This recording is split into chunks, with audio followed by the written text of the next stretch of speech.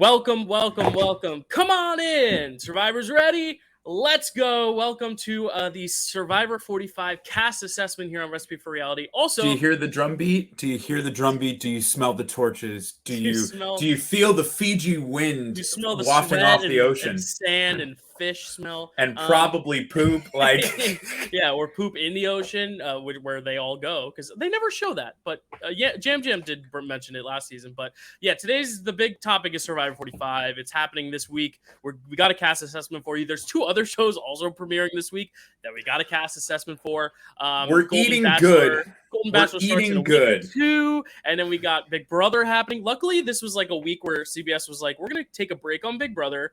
Yes, there's stuff going on, but like, we're not going to give you any HOHs or vetoes. We got one of the first fights we've had in years. I know, too. Years.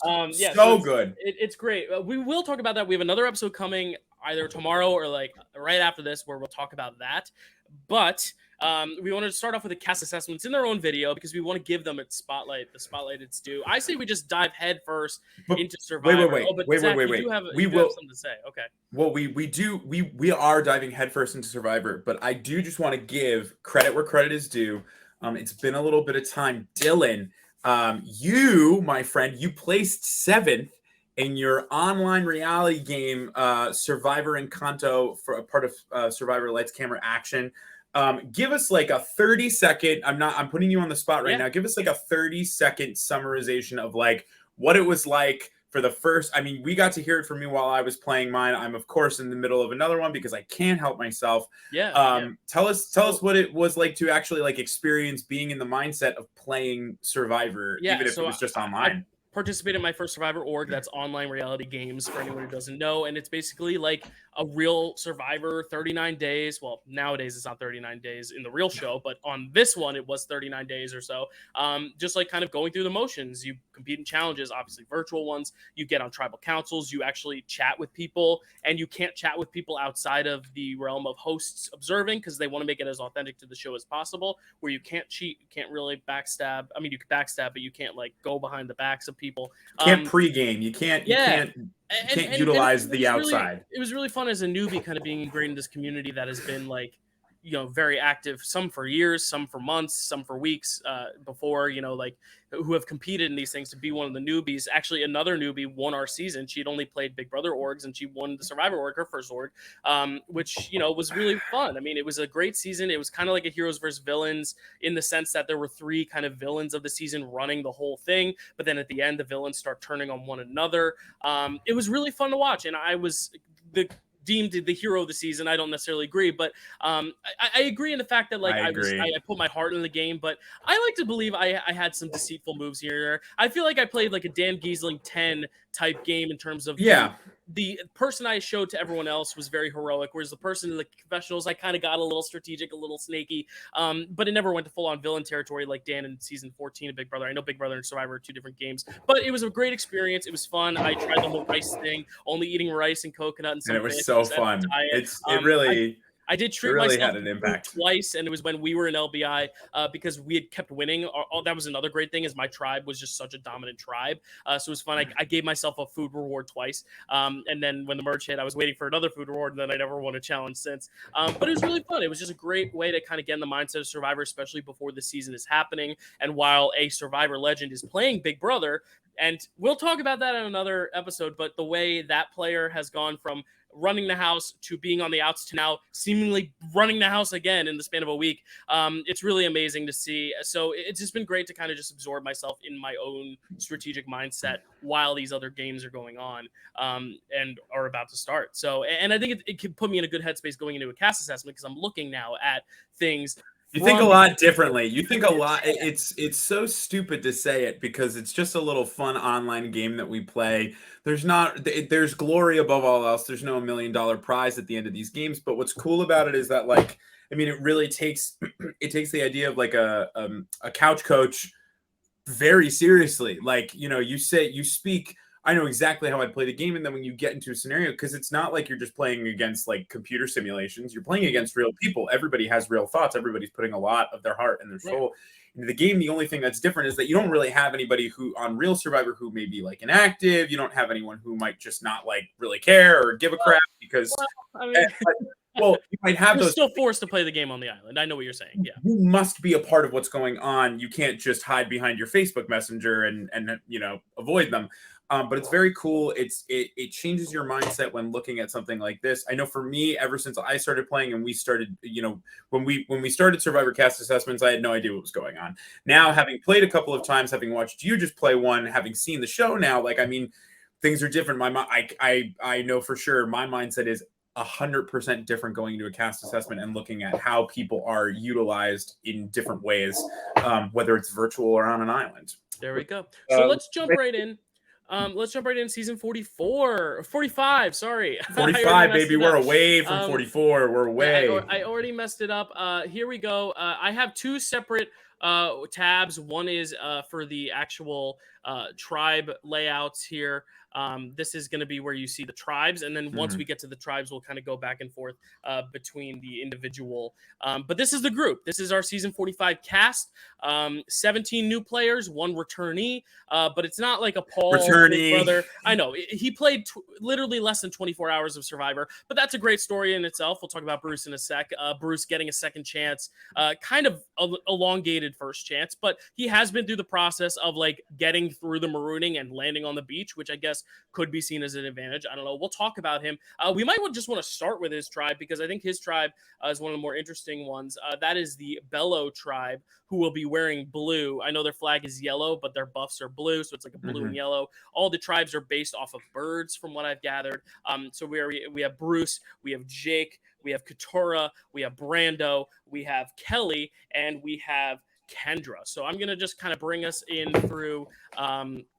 I'm going to share this tab instead and kind of go through those players. So I'm going to have to skip around a little bit. I'll use my handy dandy searcher there. Let's start with Bruce, though. He's a man of the hour. All right. He is the guy who we saw some of in the last season, but did we see a lot of him? I mean, I couldn't even tell you what his voice sounded like until I was looking through like the pregame press again for this season. I was like, oh yeah, he kind of has like a Boston like twang to him. He is from Warwick, Rhode Island.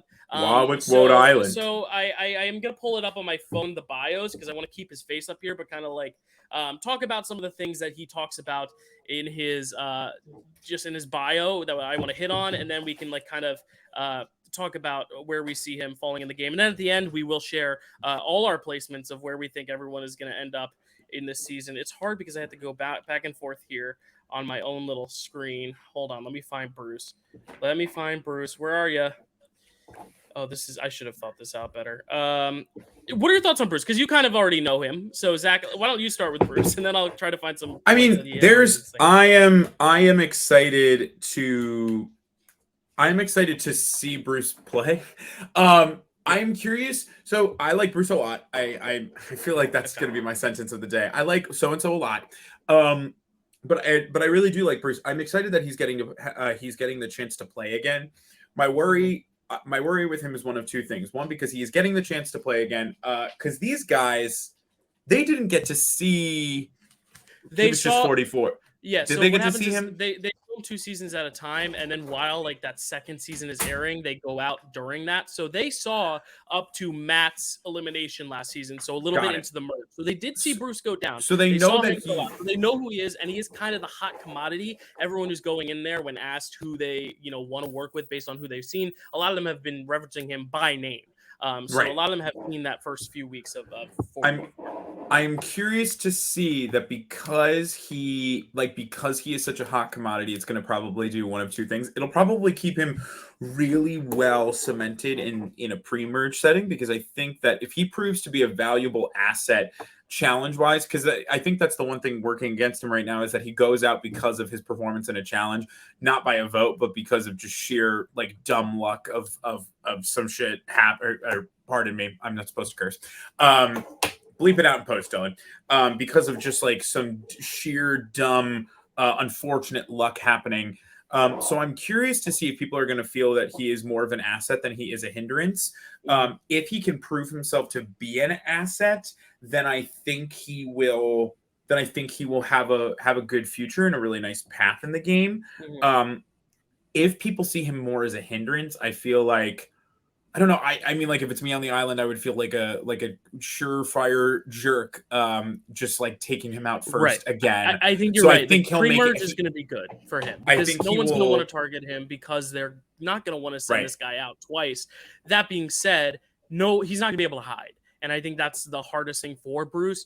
Honestly, I could see him.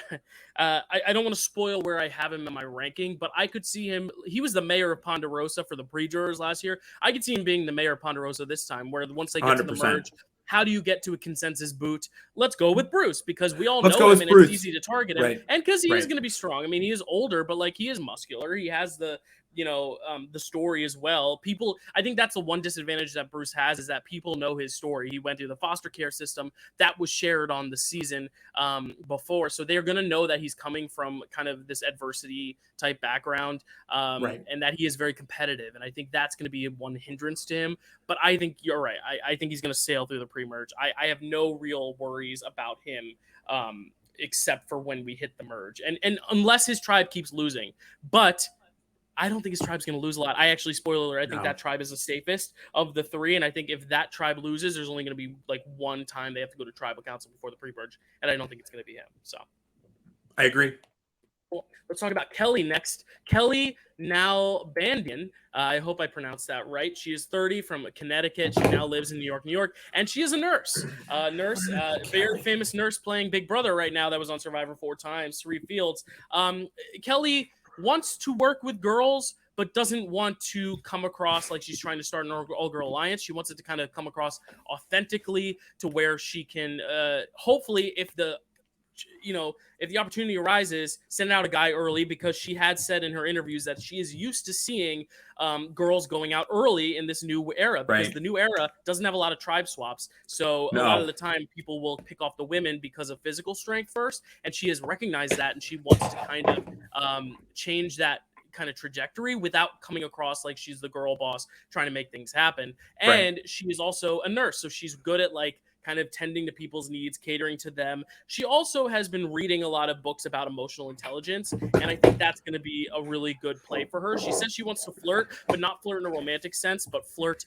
She calls it friendship flirting, which is kind of like, make sure everyone feels like you're a friend. Maybe not solidify a number 1 or number 2 or final 2 or anything like that, but make sure everyone likes you, so at least you're not the boot. I'll be honest. I like that gameplay. I like that game. I like her. I like her a lot. Yeah, it's kind of a game I'd like to play as well. I think she has a good mind for the game. She wants to come across as a Parvati, but play like a Suri. Yeah. She loves Micronesia. Like that just already shows a great self-awareness. I think she's one of the most emotionally intelligent people out there. She's a nurse, so she's going to be able to relate to people, but she also seems strong. She doesn't seem like she's going to be weak in challenges either. Just and another thing to think about is just the way they edit their commercials. And she has that great quote in the commercial where she says, I'll smile right to your face, and I'll hold a dagger behind my back. Like, I love that quote. That seems like a winner's quote if she were to win.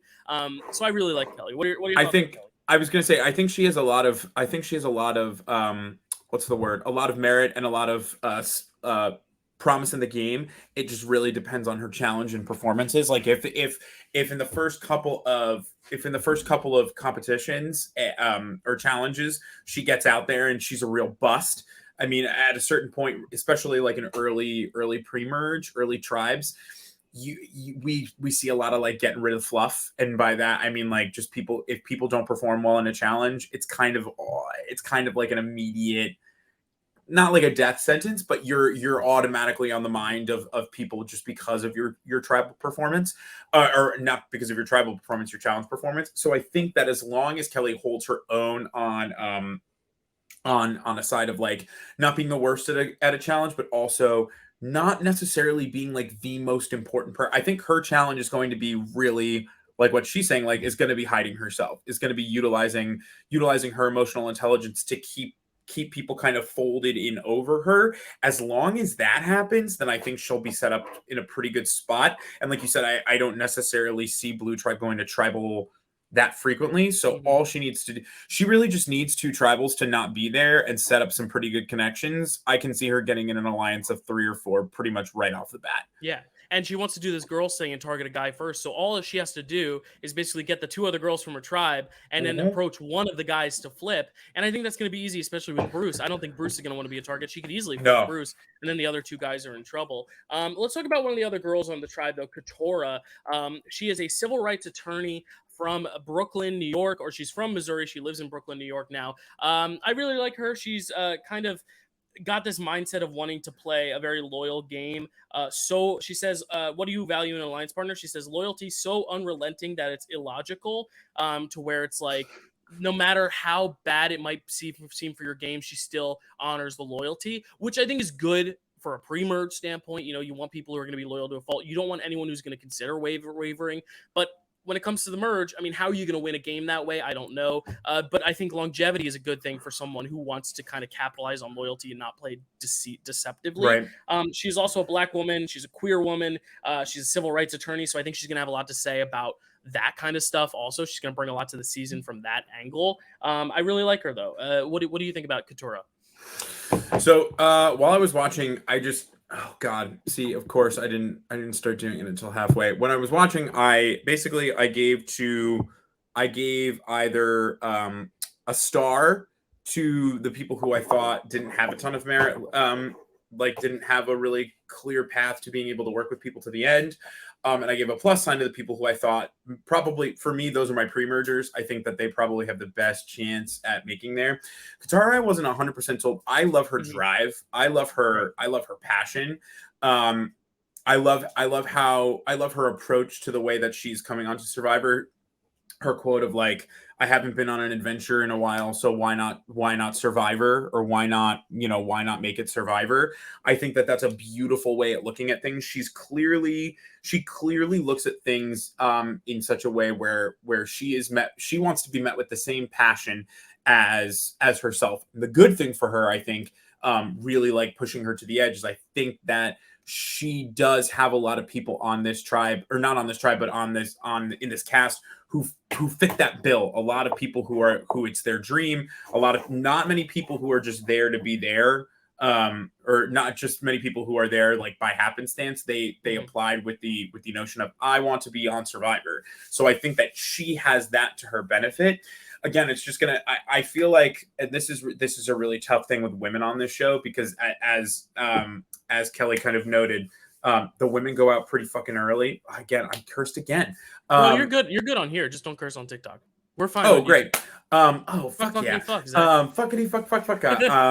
But I think that did you see the hot ones where Joey Fatone asked how many like who has the most curse words, and it's Gordon Ramsay, and then he just goes fuck, and he tries to break it. Anyway, I think that what Kelly's biggest mention of like women going out early, that will, I think, always be my biggest worry, is that the men on a tribe will always be looking to the women to see if they're strong, because that's just a shitty gender norm that we live with. So it really, I think it's going to come down to, if they can't get the women together, it's going to come down to who can connect with one another and who is the least viable target. But I think that if Katara gets through a first tribe situation and she goes to a swap, I think she actually stands the most to gain, because she's very magnetic. She means business, but she seems to be lively and passionate and fun, and I feel like that reads well on Survivor. There you go. Let's move on to Brando now, one of the other guys on the tribe. Brandon, but going by Brando because there are oddly 2 Brandons on this season. They couldn't just cut one. He's the nerd of the season in terms of, the scrawny guy with the glasses. Wants to kind of play a game like that, kind of like a David Wright or a Yao Man, to anyone who remembers those seasons.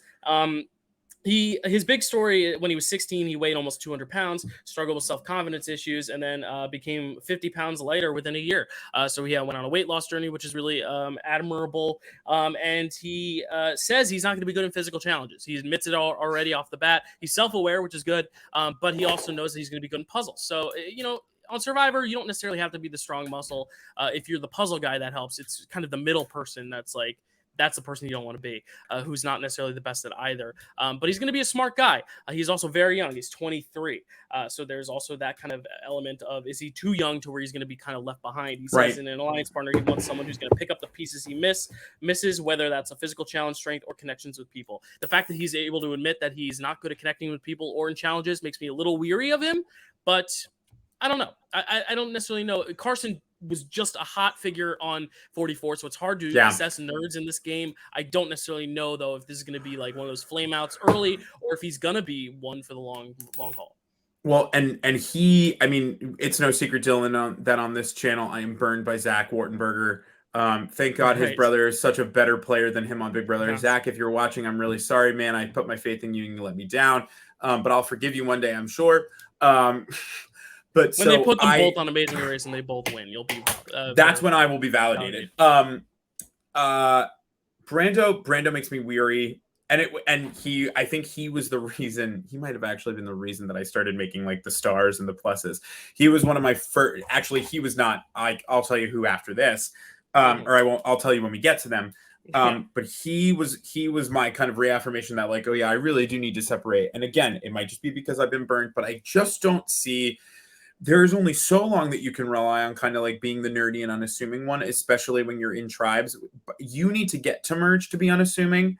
You can't just be unassuming in the pre-merge phase. You really can't, because if you're unassuming, you're dead weight as far as I'm concerned. There are some, and if you have emotional connections with people and you're able to utilize that, that's a different story. But I think that for him, especially on a tribe that has someone like Kelly, someone like Katura, he's going to need more than just like the nerdy, like he push up my glasses. And it's really great that he wants to play these games like the others who have come before him. And it's cool that he has a story. He knows how to overcome adversity, which I really, really appreciate.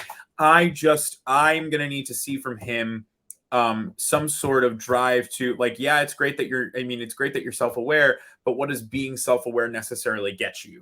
It's again, pre-merge or in merge gets you a lot.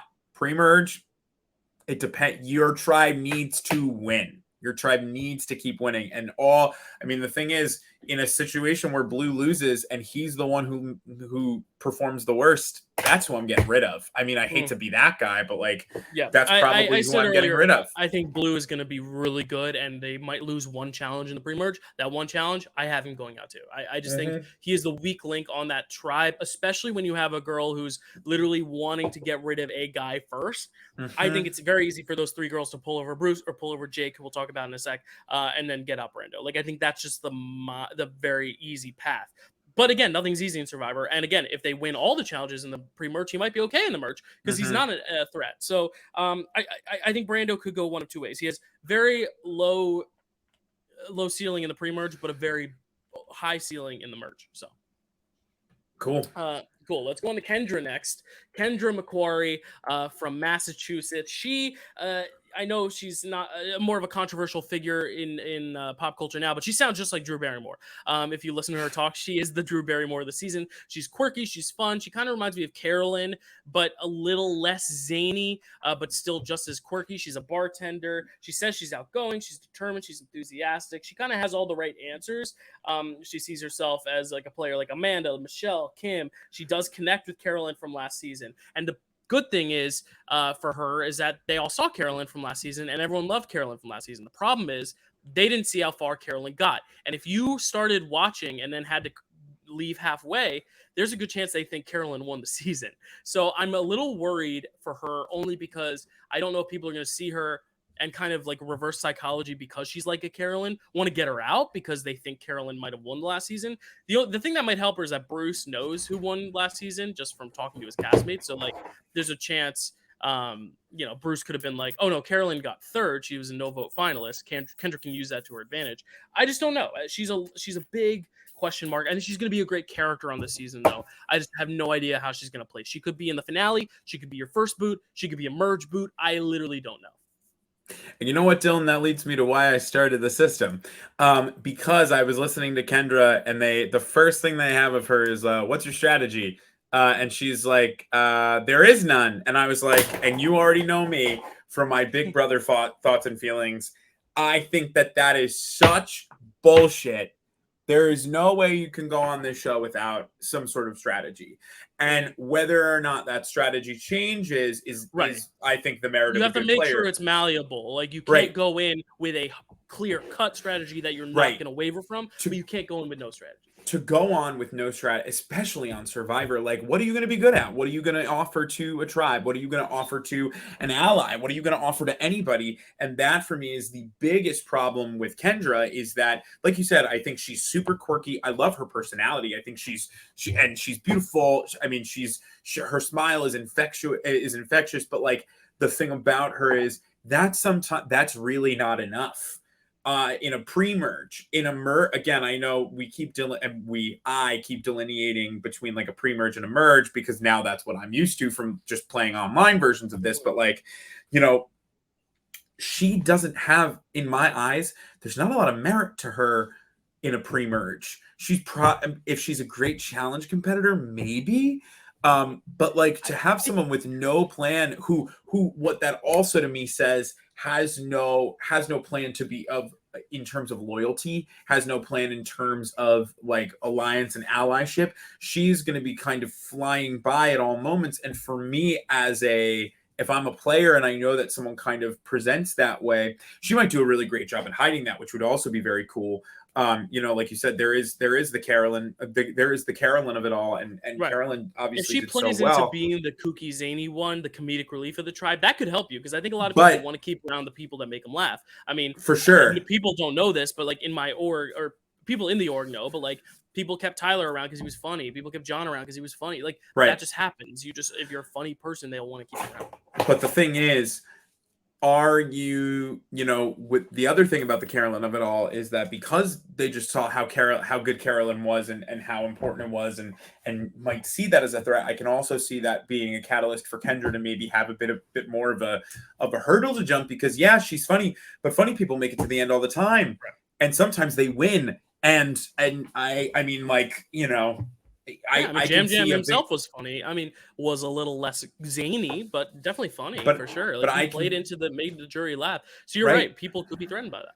And I can see I can see a big competitor wanting someone like Kendra out, and I think that probably happens pre-merge for her, and it, you know, we might all love her by the end of a couple episodes, and then all of a sudden it's like, and she's gone, because that's kind of what none of us wanted that for Carolyn. We were all like, you just have to let Carolyn get to the merge, man. You can't take her out. You can't. And we all had Carolyn pretty high, but none of us really consider her like a threat to win. We just knew she would go far because she was a character.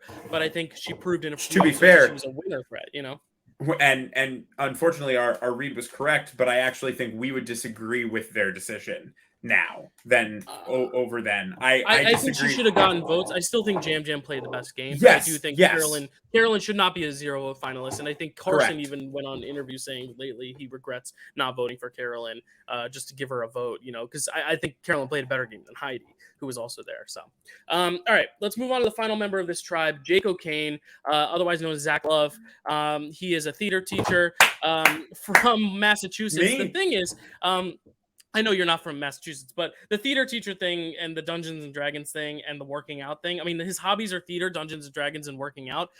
I immediately just was like, that's Zach. But I also think he's got an interesting leg up over just the regular theater nerd in the fact that he is also a lawyer and he has the thick Boston accent. He's a big lawyer. He's got so many different things going for him. His whole story is that he wants to win to get out of grandma's house because he lives with his grandmother. I really love Jake. Jake is someone who, from the previews, there's kind of one person from each tribe who's like heavily featured on the previews. For Blue, Jake is the guy that's on all the marketing because he's like, I want to get out of my grandma's house. The thing with Jake is he wants to play super hard. And that's my only worry, is that I don't want him to play too hard. But I think because he has that like very thick accent that's going to be like fun and that people are going to gravitate toward, because he just sounds a little different. It's kind of like the Jam Jam thing. He talks so uniquely, and I don't want to like, you know, talk about stereotypes and stuff, but it's cool to just like have someone who's a little different than you and kind of has this gravitational pull because of it. And I mean, because he's got the logical side from law school, the social side from theater, and the lying ability of theater, and the drive and challenges of fitness, like I think he's going to be very well rounded. The only thing that concerns me is if he plays too hard out the gate and the girls do want to create a girl thing and go after a guy, he could be an easy target. But I think when you have Brando, I think he's going to be able to skate by at least one more vote. The hope is that his tribe keeps winning because I want to see this guy in the whole season. I want to see him at Final Tribal. He also says that he wants to be, his big move of the season is going to be, he says, when I get to Final Tribal, which is, I think, a lot of cockiness and arrogance, but you got to have that to some degree on Survivor. He says, when I get to Final Tribal, I want to kiss ass. I don't want to be 100% truthful in my answers. I want to kiss the jury's ass and give them what they want to hear and kind of schmooze them up a bit, which is kind of what we saw in the mid-era season of Survivor with Todd, Chris Doherty, these characters who kind of fibbed a little bit of tribal because they wanted to get those votes and less about, oh, here's what I'm going to own up to being ruthless. My only worry is if he does that at Final Tribal, if he gets there and he does that, is because it's a new era, are people going to not like that and see through the BS, or are they going to eat up the BS? And I think that's going to be a fun talk from Jake. And the way I'm talking about him, I'm sure you know, I think he's going to get very far.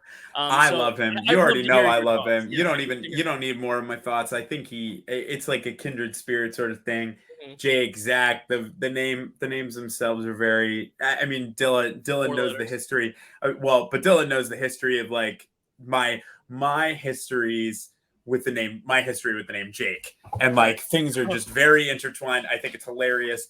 I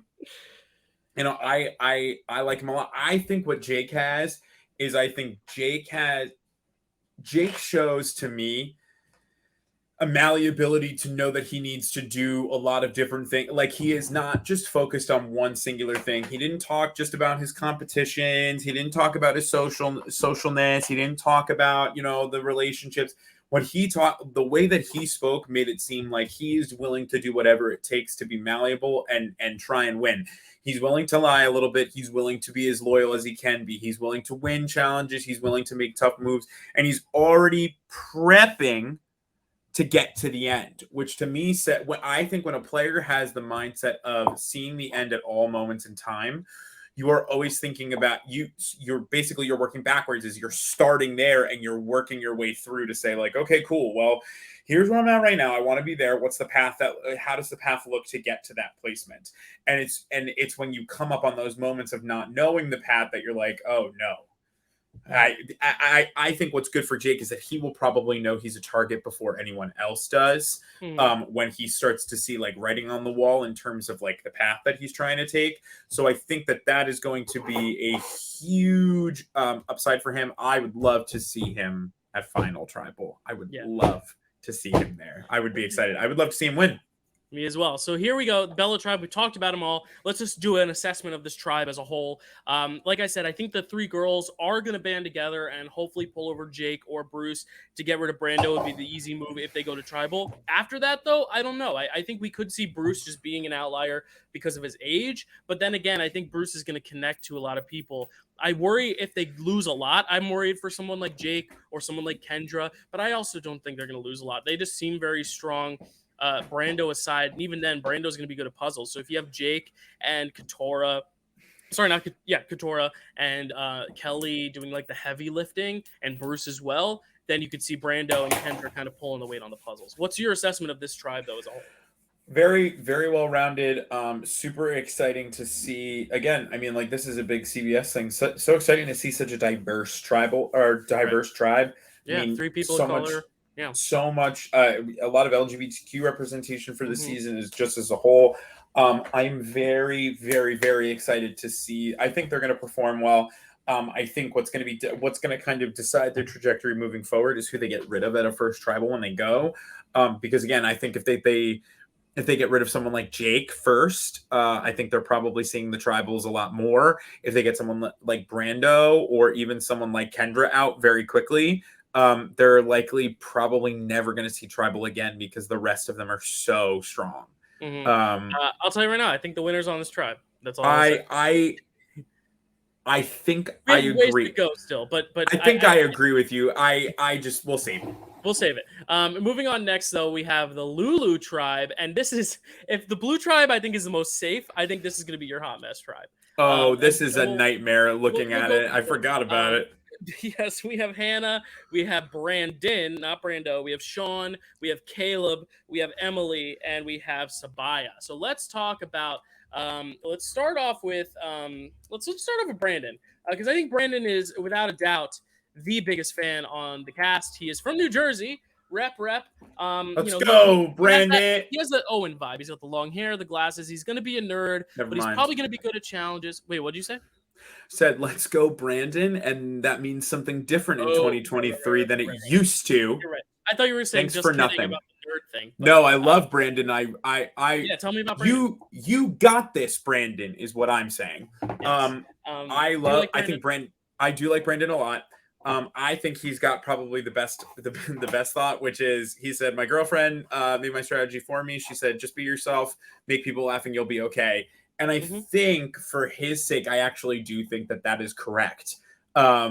At least you're on not this gonna be able first to hide try. behind that when you look like that, No, and that's not you a got the demeaning thing, but long, you look flowing very locks. inviting. Yeah, you look inviting. You look like the funny guy at the party that you want to hear talk, and And I think that's always a good thing.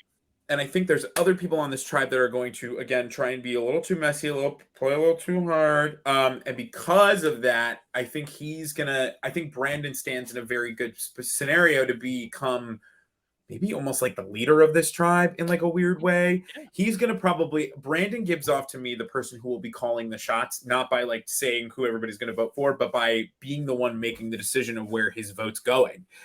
Because I can see already, just based on who's on this tribe, the kind of lines splitting like this, and Brandon probably landing right in the middle and being able to right away decide, oh, I can go on majority, but the majority is determined by me, which I think is a very, very cool position to be in. When the majority is being determined by you, you hold a lot of power.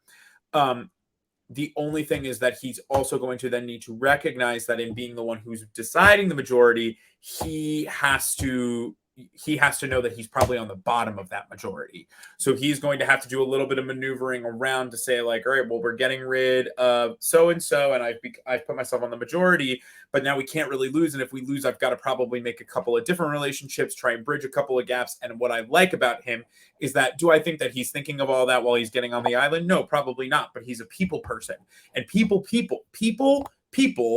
have a very instinctive kind of thought process to say like, I need people in my corner, so I'm going to try and put these puzzle pieces together to make them work. I can see Brandon making it to merge personally right now. I don't know what happens when he gets there. I'll be honest, I think his one downfall could be the fact that he is just such a big fan, and if he kind of has that Carson Owenitis. Owen made it to Final Tribal, so I don't necessarily want to say that's a bad thing, but Owen also didn't have much of a stance to win. He didn't really have that case. Whereas Carson had the case, but was such a big fan and such a big threat, they took him out of fire because they knew he couldn't do fire. That's also what happened to Jesse. So like, I'm a little skeptical on his end game chances, but I think he can get to the end game. It's just, how can he win? I'm still not sure right now, but I do think of that tribe, I don't necessarily know if he's going to be the one in control, but I definitely don't think he's going to be in the minority. I think he's going to be kind of the second or third in command to whoever's in control. And I'll just say it right now. I think Caleb's going to be in control. I think Caleb is, and we talked about how there's someone on every tribe who like kind of is the storyteller. Caleb is the storyteller on this this tribe for sure. Him or Brandon, but I think he in the promo said he wants to play the villain, and I think kind of that could be a death sentence, but at the same time, he is still so charming. And I think there's going to be kind of a mist. We talk about this with Suri a lot, the Suri mist, where there are threats. They're going to stab you in the back. They might stab you in the front, but you also want to work with them because they're so charismatic. And I think Caleb has charisma for days. The problem is, in every single interview when they were asked by Mike Bloom, who do you have your eyes on? Who do you want to get out first? And a lot of people are saying there's a guy who just keeps smiling at everyone. The guy with the afro, he just keeps smiling at everyone. It's just so sketchy. That's Caleb they're talking about. The only thing is like when you're on the island, it's a whole different game. So I don't necessarily know if that's going to be bad for Caleb. Caleb might be targeted early, but I also see one other person that I think Caleb could work with on this tribe that is going to kind of, it gives me Ricard and Shan vibes. Like Ricard and Shan were villains. That they went far. Ricard was the threat to win at the end. I think Caleb is your final boss, though. I think he's the guy who runs the show for a long period of time, but then toward the end just becomes too strong and has to win out, and that's when we see him go. Right. I don't think he wins this game just because I don't see him getting to the end, but we need a good survivor villain, and I can't wait to see Caleb play. What do you think about Caleb? I like Caleb. Oh God, Caleb. Excuse me. He makes me sneeze. Caleb has a star next. So the pluses are the people who I think stand a good chance, have a good shot in merge, things like that. Caleb has a star, which to me kind of says that I don't think he has a great chance to win, but that doesn't necessarily mean he won't make merge. Mm-hmm. Caleb seemed, I thought it was so interesting, just like the way he approached talking about this, how he used to make up that he had a twin brother, that was so funny. Yeah. What else was it that he made up a twin brother so that when he got in trouble at work, he could blame the twin brother. Right. So yeah, he'd be like, oh, who screwed in a light bulb wrong? Oh, that was my brother. I forget the name of that he gave him, but I just think it's such like a funny thing. He's hilarious.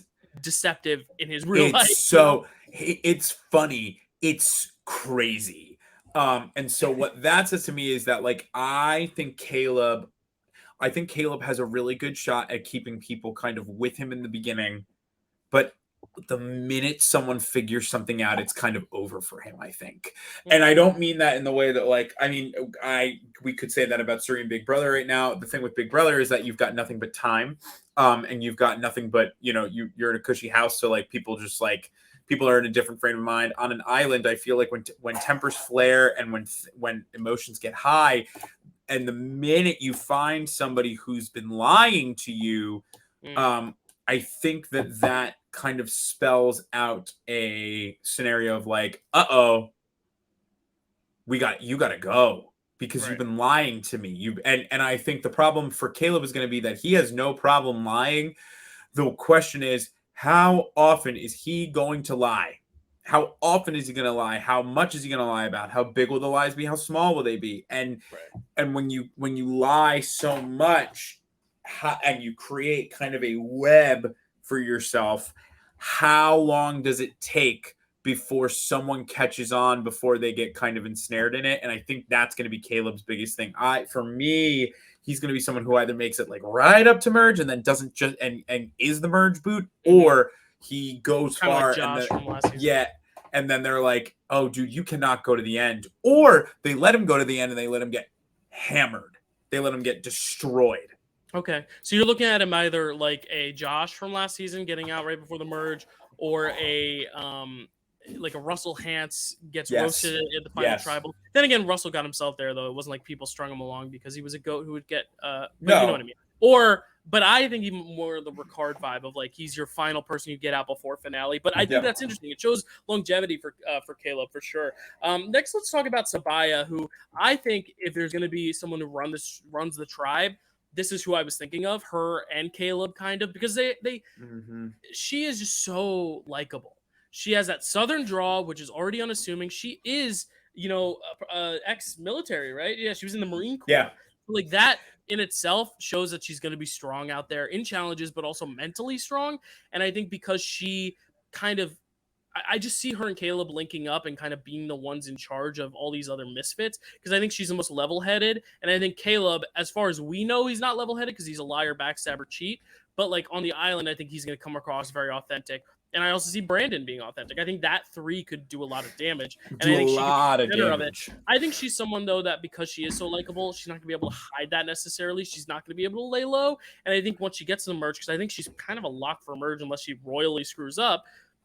Maybe she does go home before merge. I don't know. But this tribe is a hot mess. But I think if she gets to merge, I think she could go around the mid-merge point where it's like, let's weaken Caleb by getting rid of Sabaya type thing. Right. But I don't know. I see her being the Shan to Caleb's Ricard. That's just kind of the vibes I got. I just like her a lot. I want to see her do well. She wants a chameleon, like an alliance member, like kind of this level of secrecy where she can kind of bounce stuff back and forth and no one knows you're working together. And I think she would be a good opposite to Caleb, who is very out there and crazy and wild. She's kind of the other end of it. I think they could balance each other out well. But what are your thoughts on Sabaya? I think Sabaya, I like Sabaya a lot. I like how she talks about being a jack of all trades. This kind of Hmm. like she has dipped her toe in so many waters that she can find something to connect with anybody about. And I think that that awareness is an unbelievable way to play this game. You need to be able to have solid relationships with everyone, or else you are expendable. Um, I am curious. The thing, kind of with what you said. So I do think I can see her and Caleb really I can see Caleb really like wanting to link up with her, doing a lot of damage, running with her, had them having a final two, whatever it is, like an end game deal, and Caleb fully stabbing her in the back because Mm. he realizes that she has more longevity than he does Yeah, in like terms of Ricard. Yeah. people liking there. Hmm. Yeah, very interesting. I think she's going to be a beast in challenges though, and if this tribe continues to lose a lot, with like I think they're going to, I don't see how they get rid of her first. So I think that's a good beat for her. We'll talk about Emily next, who is definitely the most self-aware person on the tribe on the season. I think she knows Right. exactly who she is, but she I also love knows, her interview. I thought I was at yes. first I was like, Talk about "Ooh, I don't know about this girl." And then I was like, "Oh, wait. I kind of like you. Ooh, I think you actually might do a good job." that. Okay, tell me about it. I mean she's like the sunburn, the this, the that. Should I keep going? And I was like, "Are you sure you want to play Survivor?" But what I loved is that she said that the reason she wanted to be here is because she realized her life was boring. Like she that, and I don't know what about that sentence really resonated with me, but um the fact that she said uh I I've been with the same partner for 10 years. I've been in the same job for 6 years. I had the realization, "Oh god, am I getting boring?" Like, and I think that what I love about that as with for her as a potential player is self-awareness of, "Oh, this is boring." Like I'm not enjoying my, and I listen, does it necessarily mean that you make the greatest player because you're gonna win that way? No, but what I love as a viewer is that tells me if she gets to a point where she's like, this shit is boring, it's time to spice it up. I I love those types of players because those are the moments that shift the game. And Hmm, I think Kelly's a game shifter. She's a okay. game shifter. And I could be wrong. I don't necessarily think that or not Kelly, Emily. Yeah. I think that she is a game shifter. I don't necessarily think that necessarily works in her favor every single time, but I love with how self-aware she is. Her self-awareness will probably lead to a lot of ability to to be aware of others and who they are and how they're playing. I think she's going to be an intuitive player, and intuitive players tend to have a lot of luck at figuring out a lot of things on the island because you have Yeah. nothing to trust but yourself. I agree. I think she should be very intuitive, very smart. I'm a little bit on the opposite end of you though. I think she's so self-aware in the fact, kind of like Brando. Brando's self-aware that he's going to suck at certain elements of the game. She's self-aware that she is not easy to get along with, and I think knowing that you're not easy to get along with is a good thing, but being not easy to get along with is not a good thing. So it's like kind of like a double-edged sword. She says, "Who do you gonna play like?" Chaos Cass is who she's been compared to. She takes that as a compliment. I get it, but also Chaos Cass is one of the most unlikable contestants, at least from the contestants' perspectives. The audience Right. loved her, but like no one liked her on the island. The thing is, though, Chaos Cast got third. Like she made it all the way to the end and was cut before the end in a surprise Right. final two twist. So like she does have longevity. The only thing though is she says right here, pet peeves, nearly everything: chewing, snoring, arrogance, being overly serious, being overly jokey. I mean, look who's jokey on this tribe: Caleb, Brandon. Look who's overly serious: Sabaya. I just don't necessarily know who she's gonna mesh with, and that's my one thing. Is like, who is she Right. gonna? That's my question. The thing is, she knows she's not easy to get along with. People say she's off-putting. Self-awareness is good. I just don't know though if the other people are gonna also think that. I just Right. don't necessarily know how she gets footing in the game. But once she does, you have a good point. She could go far. She's very intuitive, and maybe the fact that she is unassuming, people are gonna see her as a goat to drag along, and then she may end up surprising people. But I think this is the first player that we've really split on. I think just Right. because I don't necessarily know with this tribe, I think she got a bad tribe draw.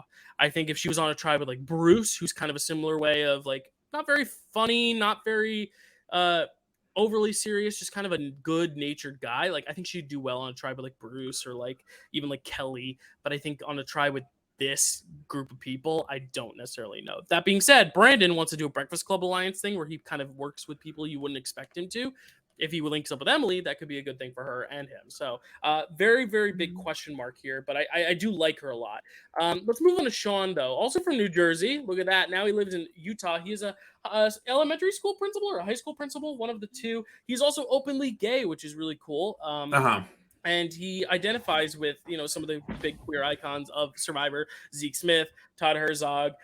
He's just so likable. He's so easy to get along with, so easy to talk to. But he kind of gives me that Brando vibe of like, I don't know how. Oh yeah, and he's still I said that older. He's 35. You know. When I said that I thought that there was someone who was messy and who would probably be a lot messier and a little bit more all over the place. This is it for me. Sean was kind of it. Not in a bad way, but in sort of that he doesn't have a lot of merit visually from a tribe perspective. I mean, he might perform super well in this first challenge, and that would be absolutely phenomenal. But I don't see him holding a lot of merit in the realm of longevity for like anybody. And I think that that's going to probably play to his detriment. Especially when you have a tribe that is made up of people like Brandon, Caleb, Sabaya, like these very like strong-willed individuals who like probably will all contribute a lot to this game. They're probably, I think him and Kelly are probably the two people that you look at and you go, we can get rid of that one. We can get rid of that. Or him, I keep calling her Kelly. It's okay. They look a little alike. A little bit. But like you kind of look at both of them and you go, hey, we can get rid of that one. We can get rid of that one. I guess it doesn't really matter who we get rid of. We can get rid of one of them, and then we'll probably just get rid of the other next. Like I don't think they hold longevity, and that's going to play against them. Sean's personality is great. I just don't think. I think they're going to look at him and see messy and not see like strength. Yeah, I honestly don't even know if messy's the word I thought of, only because I think he's going to be so loyal. But I also think he's going to be so loyal to the point where like he's a people person. He's a principal. You know, he's going to be good at connecting to people and talking to people. But I almost worry if they're going to take advantage of that, he's going to be almost too easy to take advantage of. Like I think he's going to be a step behind the rest. I think everyone else, especially on a tribe with Caleb, and then a big fan like Brandon, someone who's very strong in challenges like Sabaya. I just think they're going to run circles around people like Sean.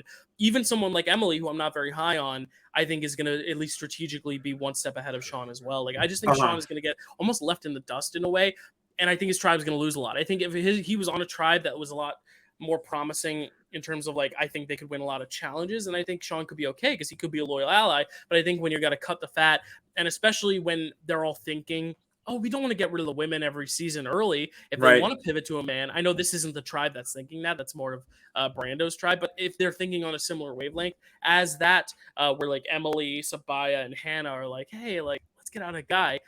I think this is the guy you go after before Caleb or Brandon. So it's a little sad, but I just don't see him lasting very long, unfortunately. But let's round out this tribe, though, with Hannah. Another theater nerd, Zach. I love Hannah. I love her. She's wonderful. I love Hannah too. Talk about Hannah, Zach. Why do you love her?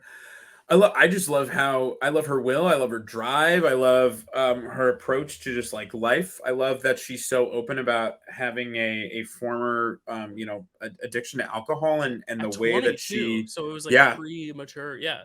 And she's so open about it and so open about like what that did for her. I love seeing people in this game who have overcome adversity and they've kind of like stared in the face of it and gone like, you will not take me like this.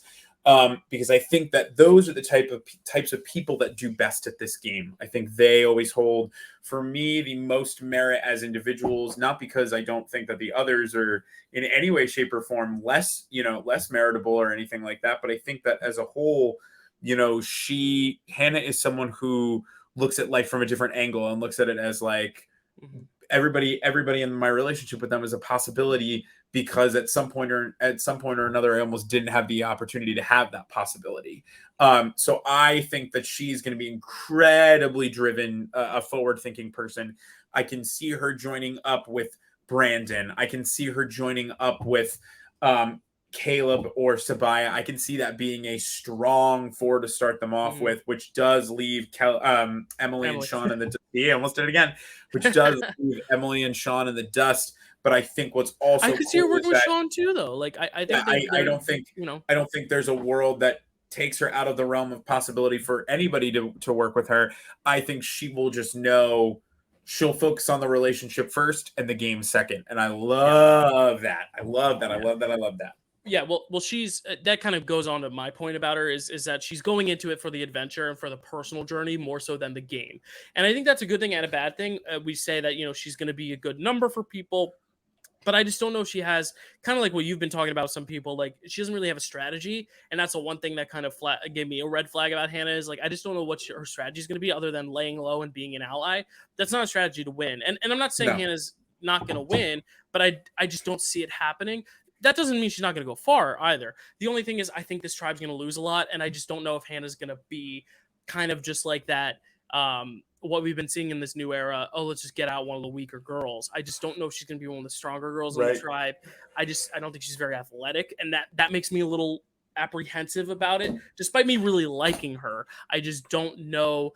Again, I think it's a bad tribe draw for her, and the fact that I just think once the tribe dwindles down, she's going to almost be like the genie to Shannon Ricard, where it's like, we just got to get rid of you. There's no one else left. Yep. The good news is I still think Sean and Emily are bigger targets before her that they could pick off. So I think she's like in the middle of the tribe. I don't think she has the longest longevity. I don't think she's going to be the first boot. But I definitely don't necessarily know if she's in it for the like finale long haul, but we'll have to see. I really like her though. She talked about this high school production of Rent she was in, and that's kind of what started her sobriety journey. And then she talks about her best friend Rishi being her biggest inspiration. She's on the Broadway national tour, Jag a Little Pill, and she's incredibly brave and wholehearted. Okay, yes. That was her biggest inspiration in her life. So, like, I love that. I love that she's a theater kid. Her and Jake are going to hopefully link up if they make the merch together and make do some damage there. But I just want to show the tribe one more time. Yep, there it is. Hannah, Brandon, Sean, Caleb, Emily, and Sabaya. We've kind of talked about it already. We think Brandon's kind of get along with everyone. Hannah's probably going to get along with everyone. I do think Emily and Sean are the first 2 weak links, but I do think also Caleb and Sabaya have the best tendency to kind of run the tribe. But you think Brandon might run the tribe? I think it's going to be a hot mess tribe though, regardless, because I think it's a lot of big personalities. Brandon's a big like chaotic good. I think Caleb is chaotic evil. I think Emily is like lawful evil. Like there's a lot of like that kind of mix of emotions and different types of people, which is going to be fun. I just don't know. What do you think of this tribe in general? I think they are probably the best cast of characters we have. I think they are the people who have the most to lose with going to tribal, because I don't think they have the ultimate longevity that others might, in terms of like just being able to navigate this the way that they need to. But I think that what I'm excited about is I don't think they'll go to tribal every single time, and I think who will be left with from this tribe are going to be a really great cast of characters for the season. I agree. So now we're moving on to the Red Tribe, otherwise known as the Reba Tribe. And I really like the Reba Tribe. I just think this is the tribe I would most gel with in terms of just personalities. They're not the biggest personalities in terms of character, but they're also not like the most game body strategic personalities either. They're just kind of in the middle ground. I see them winning a lot of challenges as well. Like I said, I think Yellow's going to be the one that loses a lot. But let's talk about them. Let's start with, of course, Julie, who is, I think, the oldest one on the season, 49 years old. People would say she fits the Carolyn mold, but I think Kendra's much more the Carolyn from a personality standpoint. I think the only thing that Julie really has in common with Carolyn is being the oldest person on the tribe. I don't necessarily see her. I think she plays a different type of game altogether. I think she plays a very sweet, motherly, like everyone's friend. I don't see her being strategic to the point of like making blindsides and stuff. No. I think she's going to be like kind of what we see with Bowie Jane and Big Brother. She's just going to kind of be along for the ride. My worry for her is if the tribe loses first, is she the person they go after first because she is older? Or is she going to show that she has merit and challenges and just be a really good people person to where she's not the first boot? And then if she makes the merge, I don't see her going home until the finale. I really, I think if she makes the merge, she's almost, I think, potentially a lock for final tribal, just because why do you get rid of her in the merge? I Right. think her biggest hurdle is going to be the pre-merge. If she can get past the pre-merge, though, I don't see a worry for her. I think she's going to be really, really fun to watch, but not really this crazy kooky personality. She might honestly get like more of a Heather Edit. She might not get a lot, but she's not going to be a Lindsay from last season either, or 43, where No. she's too paranoid early either. I think she's very level-headed. She became an estate attorney after she was at the what was it? She was like at an office, and someone accidentally thought she was the divorce lawyer, and she goes, "You know what? I should try that," and like became a lawyer. I just think And just decided, yep, that's what I'm gonna do. I mean, she That started it at is the age of 40, which I think is big. You know, she like kind of just changed her whole life. You know, she says she wants to play like Suri. I see her playing a social game like Suri. I don't necessarily know if she has the strategic chops to play like Suri, but I definitely see her in the long haul. right. I think I'm torn on Julie. I part of me wants to like her and really see the merit that she's got. Part of me also just thinks that I think that again we're in a good enough era of Survivor where people don't just now. I think people are very much against getting rid of all the women on the cast right off the bat, whether they're weak or not, because you have to think about merit long term and not just short term on the tribe, even though that tribe merit is a huge thing. So I think my biggest thing is that I agree with you. I need to see if Julie can navigate this first part of the game in a good enough way that she gets to merge, because like you said, if she gets to merge, I think she is sitting pretty. She's not one to get rid of. There's no reason for her to get to leave. They don't need to worry about her being a huge challenge threat unless she like pulls one out. And then she can probably actually navigate the game better that way, because if eyes aren't on her, she can do more of her, like she can do a lot more damage that way. It's just going to really depend on how this pre-merge goes for her, because if it goes well, then she's in a great spot. But if it doesn't, I think she's kind of sitting in the water. There we go. So let's talk about Drew next. Drew Basile from Birmingham, Michigan, which is actually where I filmed a movie in June, which is really cool. He now lives in Philadelphia. What? But he is the nerd, but not the nerd in the sense of Brandon or Brando. He's like kind of the tall Napoleon Dynamite like nerd. Right. He's been kind of one of the people like Caleb that a lot of people are like eyeing as like a potential early, like, oh, I don't trust him because he's got the glasses, he's tall. He's probably going to be okay in challenges because of his height. I mean, I could see them if they're doing like a basketball type thing where they have to like toss the ball into a hoop. I think it'll be good. He's smart, witty, dynamic. I don't necessarily know if his social game is going to be there, but he might have a really good strategic mind for the game. He's one of my biggest toss-ups. I really don't know where to put him. He is a Yale graduate, I think, or one of those Ivy League schools. You know, he wants. And he said he was not going to be shy about it. Yeah, which I think could hurt him or benefit him. I think if they see that as like a leap of honesty, it's a good thing. But if they see that as, ooh, yikes, got to get rid of him, I really don't know. He honestly, actually, when he talks, if you close your eyes, he kind of sounds like Dan Giesling, which is why I was like, oh, he's going to be great. But then I realized it's like, right. You're like, Michigan. You're like, huh. Because I him don't and Dan know. Giesling are both from the same neck of the woods, so it's kind of cool that like they both sound alike. But I don't think he's going to be like a Dan Giesling. I think he's going to stick out like a sore thumb, and it's a matter of how he manages his threat level. I don't know. What do you think about Drew? I want to like Drew. So here's what I think about Drew. I think Drew has merit in different situations. If the Brandos and the Shawns all leave by the time we get to merge and Drew is left standing, I think Drew has a great path to win. He is meritable. He's good at puzzles. He's probably going to be great at figuring out clues for things like idols, things like advantages. He is probably one of the better allies to have because he will probably know more of the information before anybody else does. If you get to merge with, well, and actually, I didn't even put one of the other people there who I actually am very high on, and she's on this tribe. If you get to the merge and you have the Jays, you have the Brandos, you have the Shawns, you have the who else was there? Even maybe like the Sifus. I think that Drew has less merit because he is not. If Drew is there as one of a kind, one single type of stereotype, he's not encumbered by anybody else. He's not competing for that spot with anybody else. If Brando is gone, I think that he stands a great opportunity. The problem is one of two things is going to happen. He probably is going to think very highly of his intelligence. And Jay is just as smart as him.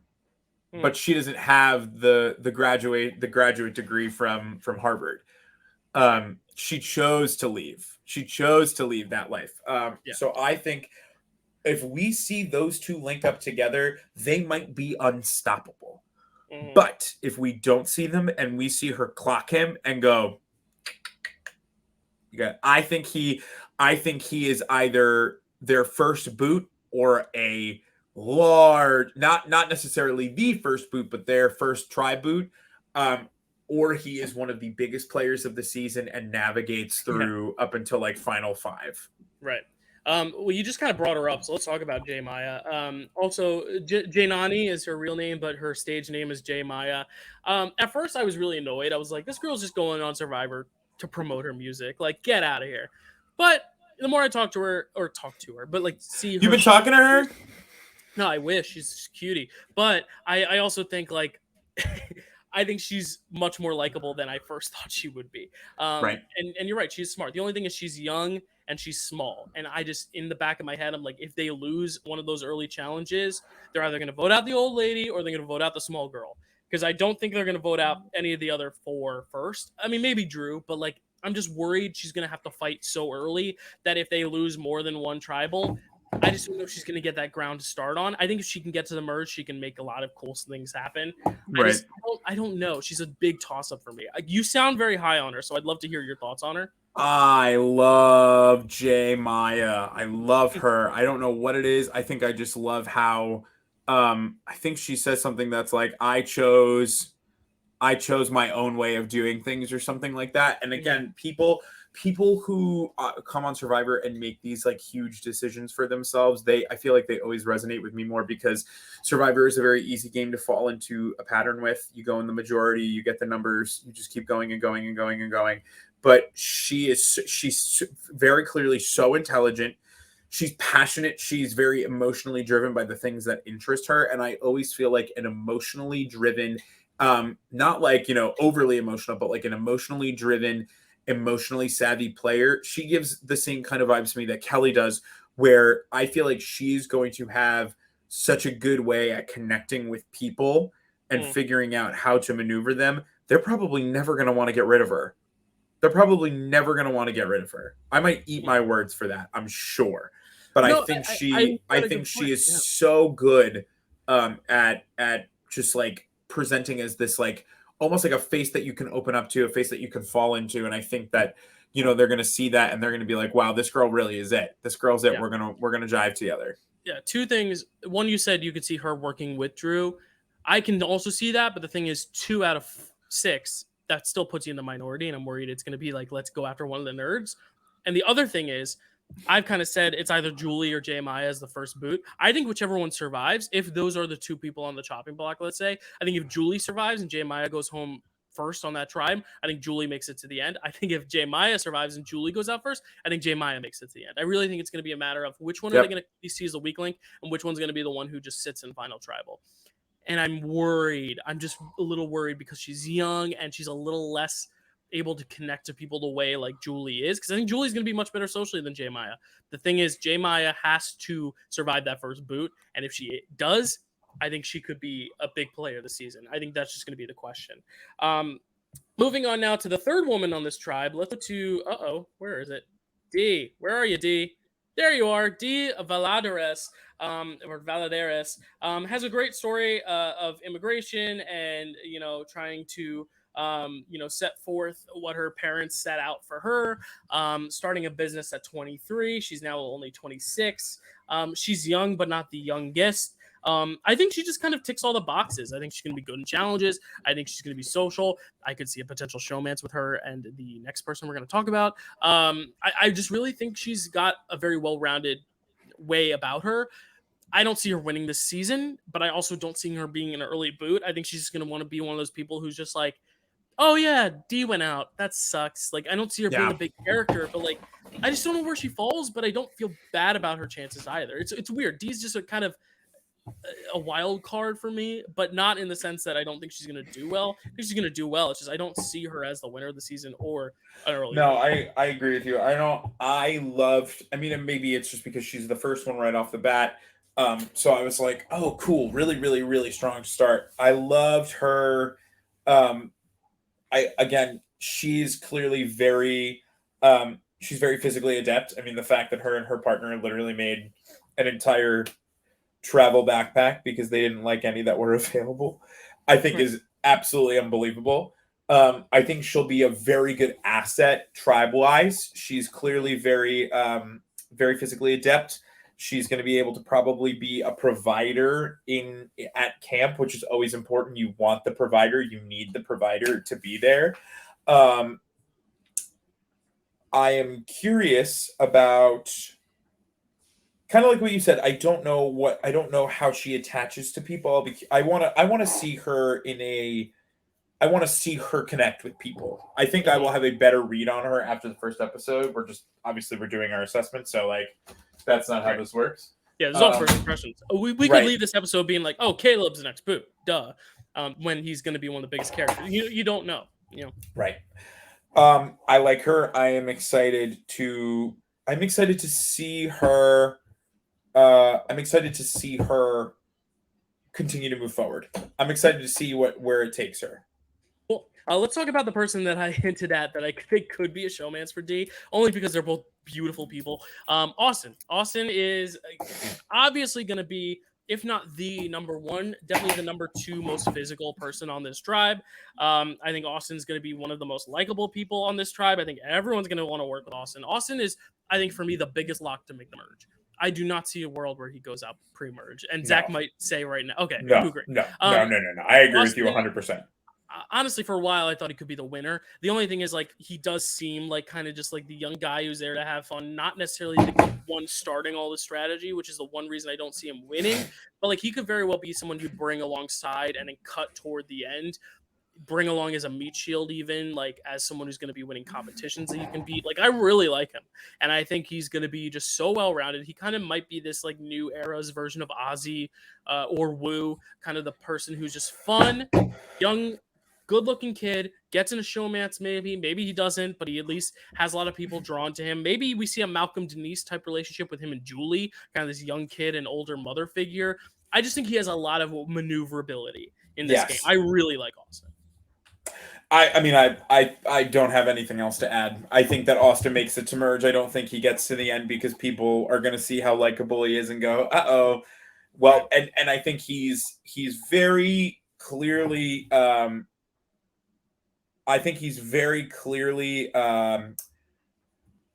physically strong, like physically adept.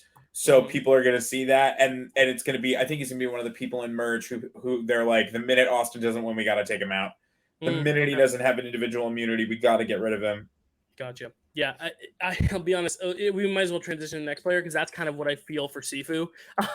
Like as soon as he loses a challenge in the merge, we get him out. I think there's a little bit of a difference with Sifu in the fact that I think he's going to be a lot more like headstrong in the strategy of it. Like I think he's going to be spearheading a lot of the strategy. He's a gym owner. He's got this Tai Chi training, martial arts. Like he's going to be very focused and strong. But like, how do you not get rid of him the first chance you get? I see him being like a Brandon of last season, where it's like, or Danny even. But Danny made it to Final 5, so maybe I'm wrong. But kind of, or Final 6. But the way of like, this guy's so strong, we got to get him out. And I think he wants to play like Tony. And there's very few people who can play Tony's game. Tony was running around like a crazy man, finding idols, hiding in trees to spy on people. Like he did so much. My worry is Sifu's going to do so much and be kind of caught in that. Yep. And then every round going to have to either play an idol or win immunity. And then the first chance they get, he's out. I honestly think Austin can hide behind Sifu. I think Austin would normally be the first person you get rid of. But if Sifu's there also, Sifu's the bigger threat. The thing is, though, Sifu, if he can find those idols and if he can be that kind of rampaging big figure, I think it could work for him. The difference is, I think Caleb's going to play a similar game of being strategic and backstabbing. I think Jake is going to play a similar game of being strategic and backstabbing. I think there's going to be a lot of people like Sifu. It's just Sifu has the muscle on top of that, to where Caleb and Jake are going to be able to hide behind Sifu as well. I think Sifu's going to be the meat shield of the season. That being said, I also think Sifu, a lot of people, at least in the tribe phase, are going to love him because he's such a lovable person.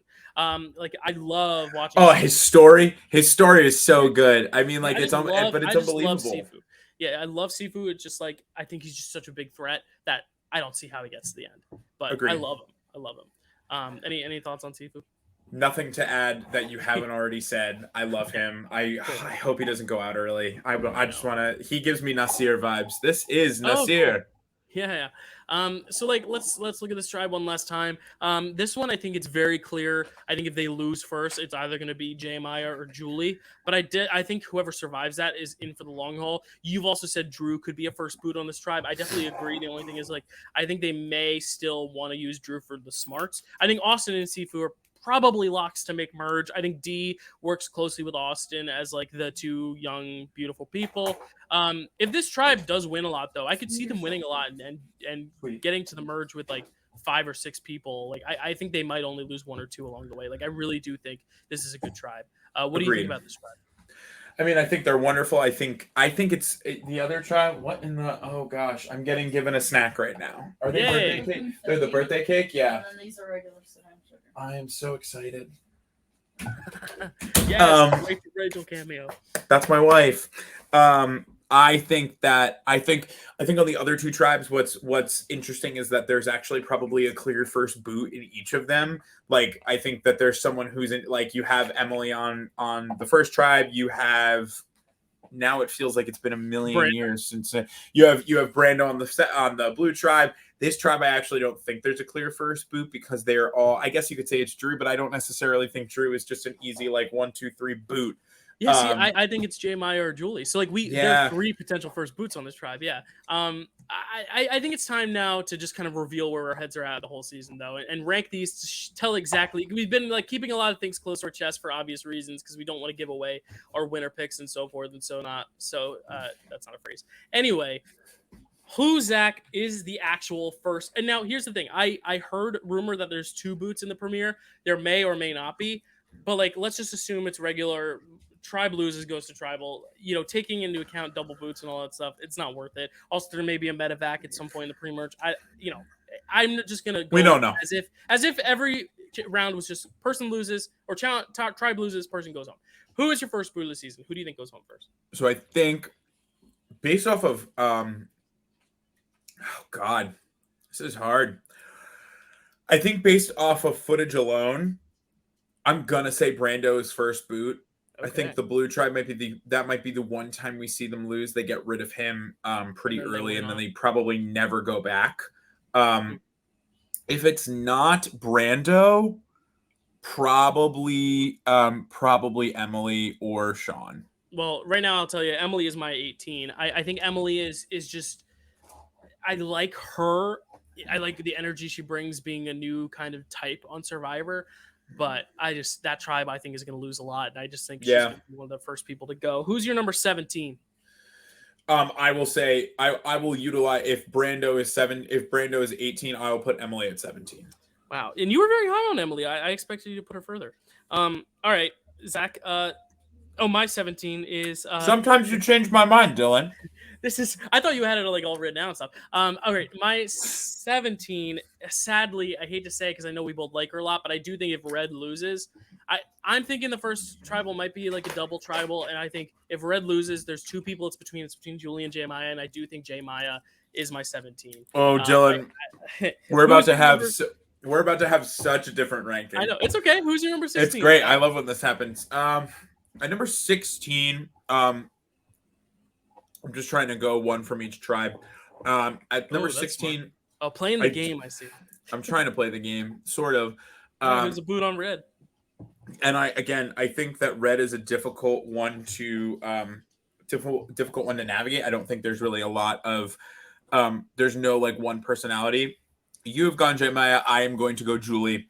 I think that Julie probably will not perform super well in that first competition, and that will probably spell her doom. That being said, if she doesn't and she stays, I would be very excited. I like her personality a lot. I just don't know what she has to offer, and I'm worried that she will not have a lot to offer. Okay. My 16, only because I think yellow is going to lose a lot. I'm actually not putting a blue this far down. I'm putting Sean at 16, kindergarten principal. I just think that tribe loses a bunch. He's one of the first few boots on that tribe. My 15 is where I put Brando, just because I think blue is bound to lose at least one. I don't think there's going to be a tribe that wins every challenge. And if there's a swap or anything, I don't think Brando is as equipped for the game as other nerds of the nerd type have been. Who is your number 15? It's Sean, and it's the same reasoning. The first couple of boots are very similar, I'm sure, because as I'm eating these Auntie Anne's pretzels, they're birthday cake pretzel bites. They're very good. Also looking at the preseason interviews, a lot of these people don't have a lot of footage. Like, I don't think I saw a single shot of Brando in a different outfit that isn't the one that he's literally wearing in this picture right now. And I know that it's not, I know, like, we're not looking at like full outfit changes, but like, he doesn't look any more disheveled in one than he does in the other. And it looks like a lot of stuff come cut from the same episode. Cause like, what else are they supposed to do? Whereas I feel like someone like Sabaya has a lot of different footage cut from what looks like different episodes, different ways her buff is aligned. So I was looking at that. I was trying to take that into account, but I just think that Sean doesn't have a lot of long-term merit in the game. Gotcha. Who's your number 14, Zach? Number 14. Coming in hot at number 14 is probably Kendall. I think Kendall, again, Kendra, fudge. It's okay. No, these people are all new to us except for Bruce, so it's fair. It's true. I think Kendra is I don't think she's gonna have a lot of strategy. She's gonna rely a lot on Blue not going. So that then when Blue does go, I think she's gonna try and go with the flow a lot. And I think they're gonna be a very put together tribe. So someone trying to just go with the flow is not necessarily useful in that merit. And I think that that's gonna kind of seal her fate just before Emerge. Gotcha. At number 14, this is where I put Hannah. Again, I think that yellow tribe is going to lose a lot, and I think it's going to come down to the four of them after Sean and Emily have gone. And when it's the four of them, I just see Brandon, Caleb, and Sabaya kind of teaming up together, and Hannah's kind of the default boot. And I think she's going to be like the one robbed pre-merger because of that, that we're all going to like. At 13, though, this is kind of like the vote right before the earn the merge twist type thing, the last pre-merge boot. I have Drew here, just because if that red tribe does lose again, I think he's not going to survive too many tribals unless there's like a big swap or something, or he could surprise us. But I think Drew, this is a good place for him where I think we're going to get a lot of good character, good edit from the beginning of his game. I think he's going to be a big player of the pre-merge, but then be like the fallen angel of the pre-merge, kind of like Josh and Matthew were last year. So that's where I have him in 13. You have him exactly where I was going to have him. Okay, cool. I think that I think Drew's game comes up short. I think he'll have too many people kind of having eyes on him, especially right before a merge situation where he can kind of just hide. And I think he said he wasn't going to be quiet about who he is, which I think is great. But I think in a game like this, you run the risk of having people look at you too much. And he gives me the feeling of like, oh, he's going to have people looking at him. And I think it's because he wants them to. Like, he's going to want them to look at him. But they're going to go, we've been looking at him all pre-merge. And then when he gets to the merge, there's going to be too many people left to see him. Right. And I think they'll be like, this is the time. Yeah. Who's your number 12? This is kind of where we're going to see the earn the merge area, where it's like, half the people are going to be safe, half aren't. And it's going to be, who's going to be that last boot before we get into jury. I think it's probably going to be Bruce.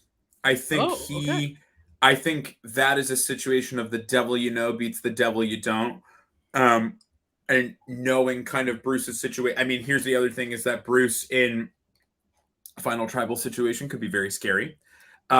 Because he's got the story, he's got the underdog element to him. So I think that if they're smart and they're looking at Bruce and they go, listen, Bruce is great, but he'll beat any of us. Right. He'll beat any single person there. I think it's time for Bruce to go. It's sad, but he got as far as he could. Yeah, 12 is where I have Kendra, just because I think in a tribal like that where it's kind of chaotic, I could see her being also because at this point I have 5 blue left. I think there's going to be we got to get rid of a blue, and it could be Bruce, but I think Bruce is going to be at least. I think at least other people are going to be like, oh, I still want to like try to work with Bruce, so like let's go for like Kendra.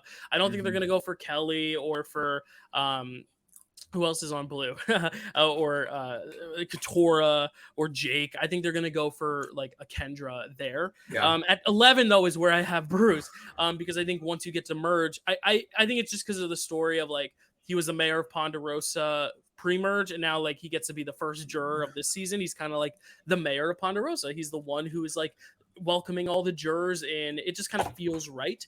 Right. And also, I agree with you. I think once you get to the merge, people are going to see him. And even though he's not really going to be the biggest threat, because we don't know if he's a big threat to win the end, he could be a flop because we haven't really seen him play. 100%. But he is a face that they know. He played on a season on a tribe with Carson, Carolyn, and Jam Jam. Like there's all these things that I think he's going to be targeted for that reason. Who is your first juror, though? Who's number 11? It is D. I think D is going to kind of 10. Is it really? I think D's going to flame out right at the beginning of merge. I think, she gets about as far as she can. If she does get into a potential showmance with Austin, I think that spells a really difficult path for her. I could see it happening, but, whether it happens or not, I think D is going to be seen as someone who's probably not meritable for either side or whatever the sides might be. And so they say, like, again, W no beats the W don't. I got to work with who I've been working with. D, I'm sorry, we can't do it anymore. Yeah, it's funny. I have her 10 for similar reasons. I think if she isn't a showmance, this is where Matt went out in the Matt Franny boot. I think she could be like, oh, we get rid of her to weaken Austin. But also, like, if she's aligning with Austin and Sifu, those are the two biggest guys at that point still left in the game. You get out D because, Sifu might have an idol. Austin may win immunity. D is kind of the collateral there. So who do you have at number 10? Number 10... At number 10, I have Sabaya. I think that Sabaya kind of makes her way through. She makes it up to merge. And again, I'm thinking in like the Shannon Ricard of it all. Like when you have like a Caleb and Sabaya seem very similar to Shannon Ricard in terms of like if they link up together, they're going to be a strong duo. But like I said, I think that Caleb is going to eventually get wind of the fact that and when he has to see her kind of navigating with everybody else, I think he's going to go, you can't be here anymore. And he's going to pull something out. And that's it for her. I completely agree. I just have her a few spots higher. I think it'll happen a little later than 10, but I agree. At number 9, though, I have, because I said it, as soon as he doesn't have immunity or doesn't have like an idol to protect him, I have Sifu at 9. Yep. I think that's like the right spot for him because it's like smack dab in the middle. After the jury's gone on a few rounds, like I could see him being a big showman, making a few moves early in the merge, but then someone like one of your late game players like Jake or Caleb kind of gets them one up on him. So I have Sifu at 9. Who do you have at 9? I have Sifu at 9. Oh, you do? Okay. And it's literally it again, I went back and forth between Sifu and Austin. I just think that without someone else there with him, Austin will be a lot more usable than a Sifu. Mm-hmm. Sifu's going to be very I have a feeling Sifu is one of those who is very like they're not going to trust him to not kind of do the thing for himself over everything else, and they can probably look at Austin and work with him a bit more easily. So I think that that's going to work to Austin's benefit and Sifu's detriment. This is also just going to depend if Sifu pulls out a win or not. Because if Sifu pulls out a win here, then I think probably Austin is the most viable thing for them to do if they want to take out a big threat like that. But if not, it's just going to really depend on what's going on. There you go. At number 8 is where I have Sabaya. I think that's where we see the Caleb Sabaya big move. Like I think that's Caleb's big villainous move is getting out Sabaya there. So I have her at 8, kind of in I think exact position of Shan. I don't think she's going to be a villain. I think Caleb's going to be a villain. No. I think it's going to be as if Shan cut Ricard at that point. So who's going to be your number 8? At number 8 is Hannah. She's made it this long. I think Hannah is just going to become. I can see Hannah being in a situation where she just gets idled out.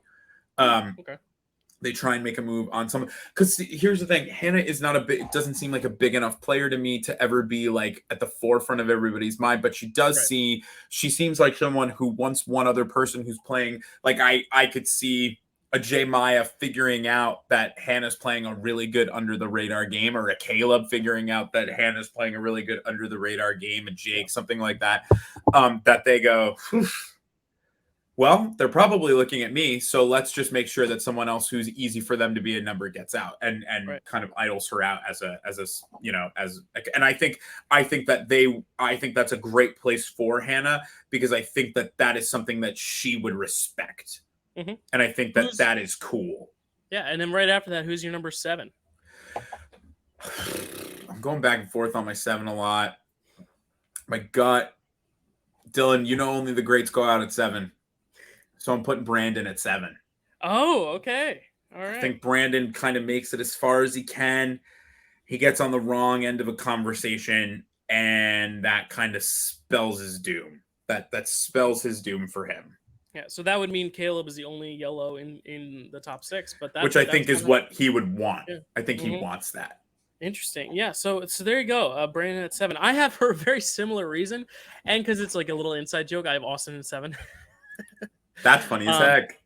But I think it's another thing where, like, once Sifu's gone, I think Austin's then the next biggest threat. And once Austin loses immunity or something, that's kind of where you take him out. This is where Franny went out. So, like, if Matt is D and Austin is Franny, then 10 and 7 is where I put them. It's poetic. So it's like a poetic thing. It's a good placeholder, because I think Austin could win the season. I think Austin could be your runner-up. I think Austin could be your fire-making loser. I think Austin could be your final 5 finale boot. I think Austin could be one of the last few boots before finale, which is where I have him. And I think Austin could be your merge boot. I think Austin could be anything, except for pre-merge. I think he's locked for the merge. So I'm going to put him at 7, lucky number 7. At 6, though, the final boot before the finale is where I have Caleb going out. I think that's going to be like the big move. I think that's going to be where, like, kind of, that's where Omer went out. That's where Ricard. Actually, no, the Ricard didn't go out there. That's where Danny went out. But, like, kind of that last big move before. That's where Cody went out in 43, right before finale. This is like the big, oh snap, the villain of the season got taken down. So that's where I have him. Who do you have as a final boot before the finale? Austin. Okay. Austin doesn't win that immunity. Austin doesn't win that immunity challenge. They know they got fire coming up. So to get rid of the clear fire threat, they get rid of Austin. All right, I love it. And it's sad we want him. It's sad we want him there. We've been rooting for him. He went from top dog to underdog, and he just comes up short.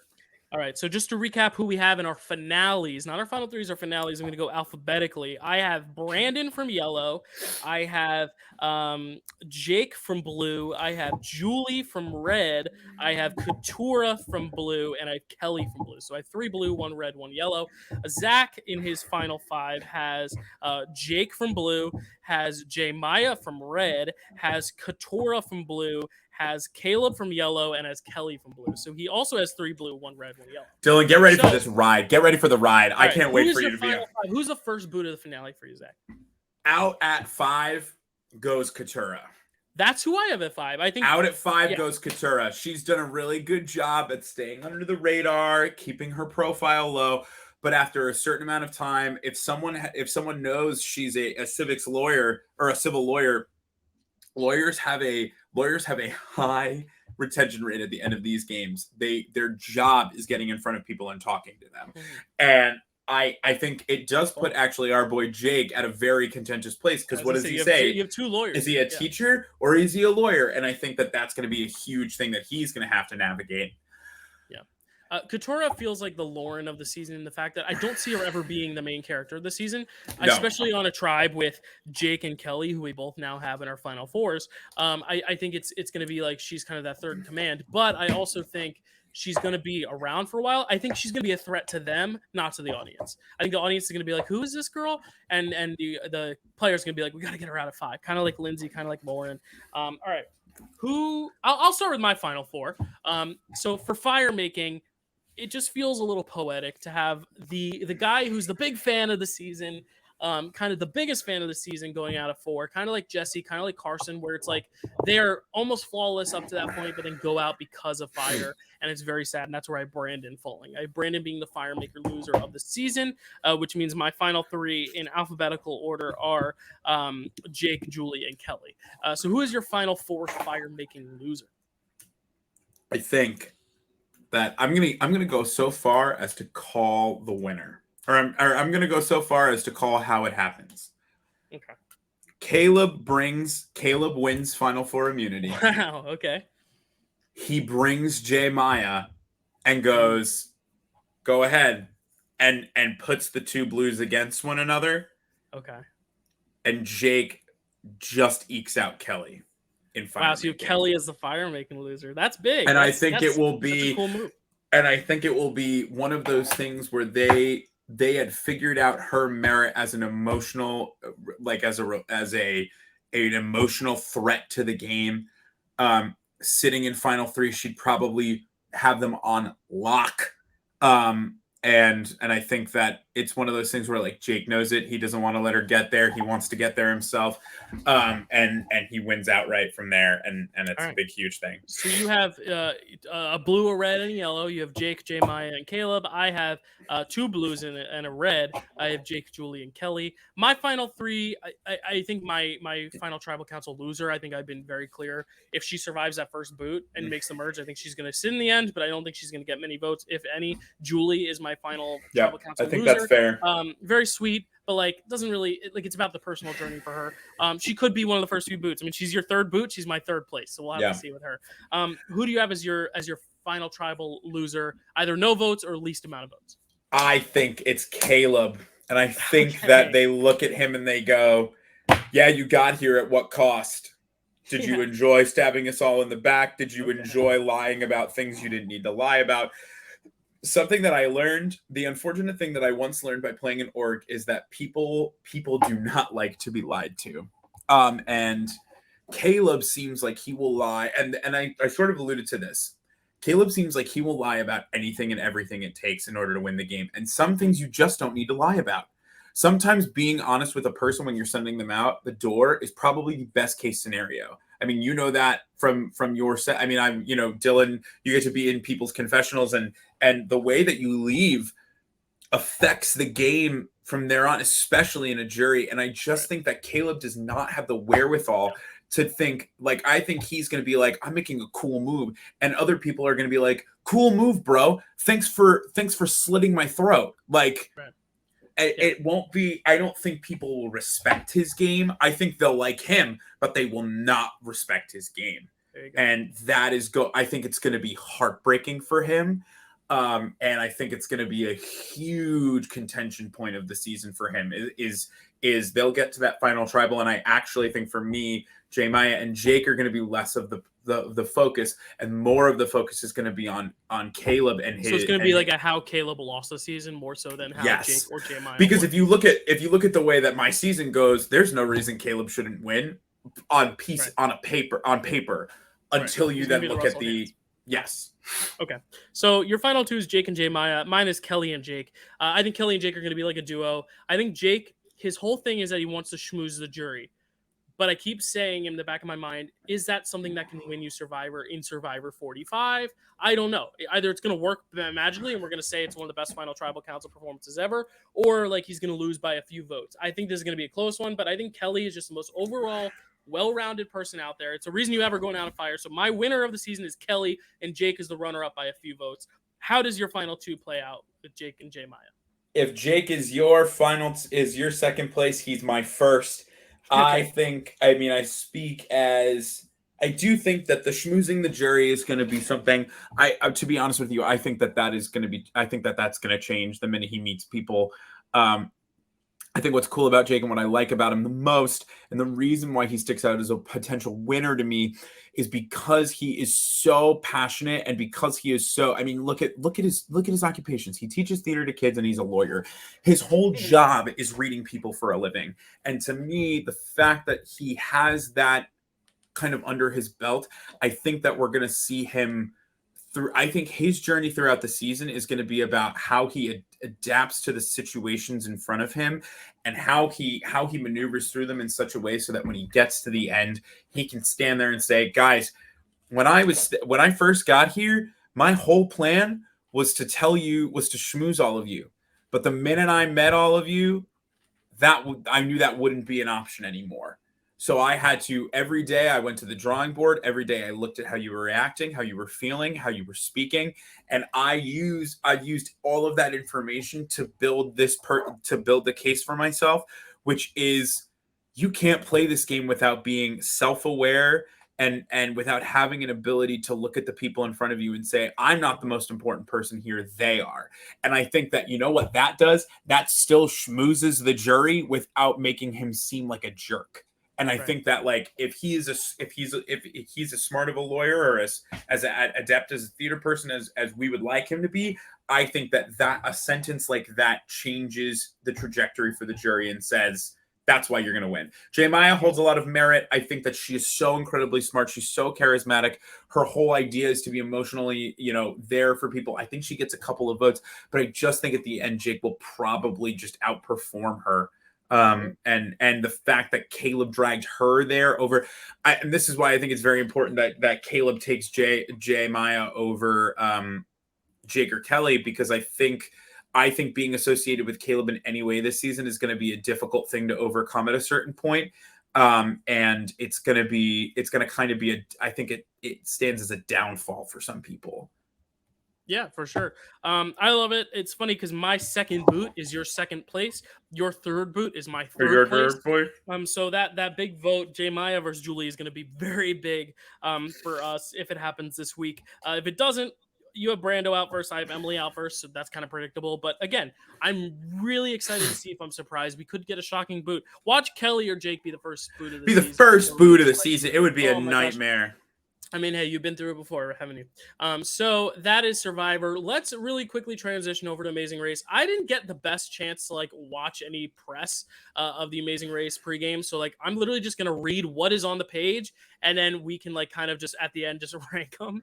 Right. There's 13 Amazing Racers. We don't even have to kind of elaborate on them because we have to get to Dance with the Stars too. But let's give our just very brief first impressions. Jocelyn Chow, Victor Lamari, married couple, work at a grocery store. They met at a school dance in college, and they've been watching Amazing Race since before they started the family. Look very, very sweet. I don't know how far they're gonna go, but I like them. I don't know if they're built for the end part of this game of Amazing Race, but I would like to see them go far. Yeah, they're very nice. Then you got Liam and Jeremy, I guess, brothers from Wyoming and Texas. Liam is a veteran of the Navy. Jeremy is a Marine Corps veteran. They've had a fractured relationship for a long time. What you see here is a relatively new within the last 5 years. They put a relationship back together. I think this is the coolest story of anyone. 100%. I think this is so cool, and I think they're going to be really, really good at this. Agreed. I have nothing to add. Okay, I'll let you talk first on the next one. Andrea Melania, sorry, not Melania, from Philadelphia. They're a tax examiner and a director of credit management. They met in college, have been best friends ever since. We don't want to be the mean team. We're not going to be the mean team. We're vibrant spirits. What are your thoughts on them? I love a good team on the Amazing Race, especially since their focus is we don't want to be mean, we don't want to be mean, we want to have fun, and we want to be joyful while we do it. I don't think what's always fun is when those teams make the end. So I would like to see them in the end. My question is, if they're not going to be the mean team, are they going to be mean with each other? Are they going to be able to handle each other when times get tough? And if they, in those moments where they've kind of been holding it in, what happens next? Those are my big worries with with a team like this. My only worry is that they are a little older and they're in good shape, but not Amazing Race. They're not the already vets. I'm worried they're going to just be an early boot because of the physical aspects of the game. But again, Amazing Race isn't all physical anymore. I mean, Derek and Claire, they're physical, but they're not bodybuilders, and they won it. So you have Joe and Ian, recently engaged couple from New York City. Ian Todd, senior director of new business. Joe is a head of business development. Both worked out in the same gym during lunch, and so there weren't a ton of people there. After throwing eyes at each other for months, I got up the courage to introduce myself to Joe. Very, very cute couple. I think they're in it for the long haul as well. I like them. I think they're going to be strong. Agreed. They're incredibly built. They probably jive super, super well together as a couple. I always love when couples come on the Amazing Race because it's such a big test of their relationship. Like Rachel and I've said it before on here. We have said 1,000,001 times we could never go on together. We just don't think that we're the team for a show like this. But I'm curious to see what that means for them, because I think that like some relationships are built for non-competitive things and to be great partners, and then others are built for things like this, and they seem like they are ready and built for this. Yeah. Then we have Steve Carlisle and Anna Lee Wilson, father-daughter duo. We love a father-daughter I duo, especially love a from Texas. They father-daughter probably got the duo. twang. Wilson works as a speech pathologist, private flight attendant, and influencer. I don't necessarily know if they're going to be the most athletic, but I think they're going to definitely capture a lot of hearts. I see them being maybe a relatively early mid boot. I don't know. I like them a lot. I mean, we thought the same about what was that? What was that team that Oh yeah, you know who I'm talking about? the father-daughter that Yes. kept surviving non-elimination legs. Yes. What are their names? And we were like, come on, man, just let him go. From 2 seasons ago, I'm getting their name. I think it's Natalia. Natalia and Arun. Yeah, Arun Natalia and Arun. They just kept surviving. The difference between Natalia and Arun and Steve and Annalie is that, I mean, look at Steve's arms. They're like tree trunks, dude. Yeah, much better shape than Arun. So I think that what they're going to have to really overcome is the hurdle between being teammates and not just being father and daughter. I'm always curious about father and daughter duos, only just because of that reason. So I guess we'll see what happens. Then we have Morgan and Lena Franklin. They're sisters from New York City and Los Angeles. Both are marketing executives. In a preview, Lena revealed she once watched 27 seasons of The Amazing Race in only 2 months. If there is a strategy to gain from the show, it's probably going to benefit them because they've watched a lot of the show. But this is the one show where like being fans of it don't necessarily play into it. But I think they're going to do okay. You might have a little bit more of an adept, or a knowledge of kind of like what challenges you're looking at. But I don't necessarily think that means anything, especially when things change based on location, not necessarily based on type of puzzle or type of challenge. So, it's not like Big Brother or Survivor where where so much is based off of the challenge, like the game itself. This is based off of like, all right, cool, you're going to Belgium, so you're probably going to work on chocolate or you're going to work on cheese. Like, I don't really, there's nothing to really know in terms of what you're looking at. Yeah. Todd and Ashley Martin, married couple from Chino, California. Todd works as a special ed teacher. Ashley is a hospitality account manager. Couple met at age 15. Another high school sweethearts. They are gonna be great, and I'm gonna tell you why. Patience. Patience. Hospitality and special education. First of all, what a great pairing of people. Second of all, the fact that they've been together for 23 years. Been like, you have known each other for 23 years. They probably have so much patience and adaptability. I would call them an early final 3 right off the bat. I think probably final 3 in that leg. Robin and Chelsea, they are best friends from Kirkland, Washington, and Shoreline, Washington. Both women are stay-at-home moms. They met in junior high and eventually became best friends. Chelsea said that Robin was her 7th grade bully. Robin said that Chelsea helped her through the death of her husband who died of leukemia. I mean, they have such a great story. Yeah. What is it, 7th grade bully becoming your like best friend. I love them. I wonder if the bully never disappears. I wonder if the bully never disappears. Yeah, but they're best friends. It helps. I'm kidding. No, the fact that they're best friends is great. And like you said, like the tattoos, like they clearly have a connection, and connections win this game all the time. Yeah. There you go. We have Greg and John Franklin. They're brothers. They love to travel together. They've been all over the world already. They share a bunk bed when they're visiting home. I mean, you're good, well-natured guys. I mean, there's really not a ton about them that's like screaming winner, but not screaming first boot either. I think they have good longevity in a competition like this because they are travelers. So I think that helps them out a lot. It will just be curious to see what happens in situations like they've traveled a lot, but have they traveled where they've had to compete in things? And like part of the frustration sometimes is the navigation. So like I think that's probably a great thing for them to already have a leg up on. You have places like Thailand and Singapore. I mean, I would be curious to know where else they've gone because, knowing the language or knowing the landscape is sometimes half the battle on Amazing Race. So I think they actually stand a pretty good chance.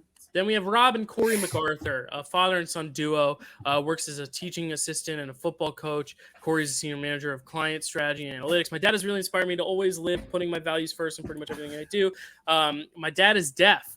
so we can Oh show the world, deaf man. people can raise their children. I mean, I think this is going to be such a heartwarming relationship, such a great relationship. The only thing is, Dad's a little bit more out of shape, but he is an assistant football coach. Like, I think he's going to be. I think this is going to be a great team to watch. I think they're like middle of the road in terms of longevity, but like I Yeah. want to see them succeed. Why not?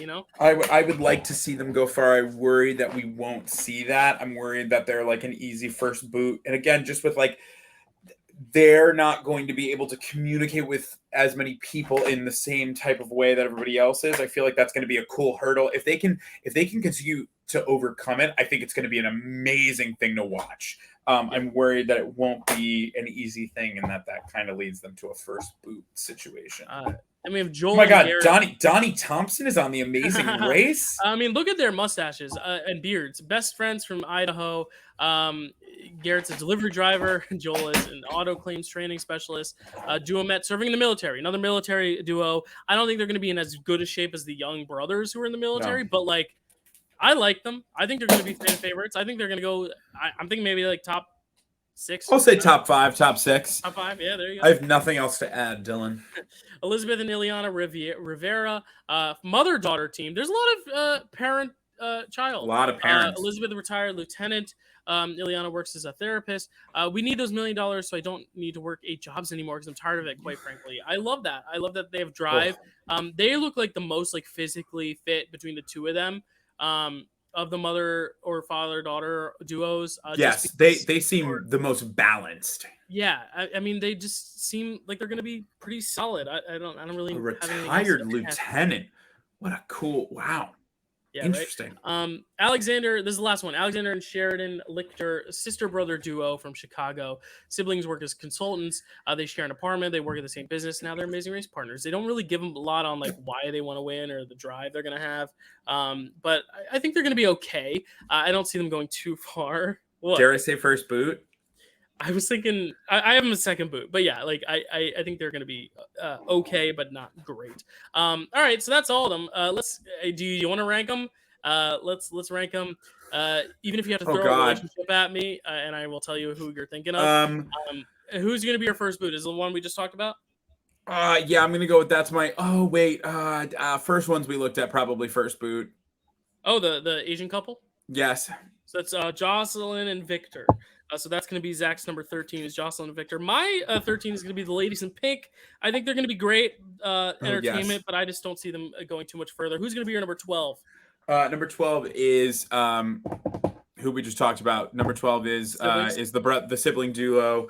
I think that there's just not a lot about them, and I feel like we usually get a lot about the people. We get enough about the people who have some longevity to them. I also have the brother sister at 12. My number 11 is going to be Rob and Corey, which is the deaf father, and that is where I have them as well. I think in my 11. Mind. Yeah, okay. yeah. And number 10 it's just going to be a difficult thing to upkeep. Yeah, 10 is actually where I have your first boot, Jocelyn and Victor. That's where I have them at number 10. So who's going to be your number 10? I think at number 10, I'll have the Ladies in Pink. Okay, yeah. The Ladies in Pink. Our first four boots. Our first 4 being the same. I think it's gonna differ here. Okay, who's your number 9? Number nine. I think it's gonna be the best friend. The best friends from college. Down in the lower right hand corner. The purple. Okay. Yes, Robin and Chelsea. I think that they probably run out of patience for each other after trying to be positive the entire time. At number 9 is where I have the father-daughter duo, the country Texas people. I think they're going to be great. I just don't think they're going to be as great as some of the others. So who's your number 9?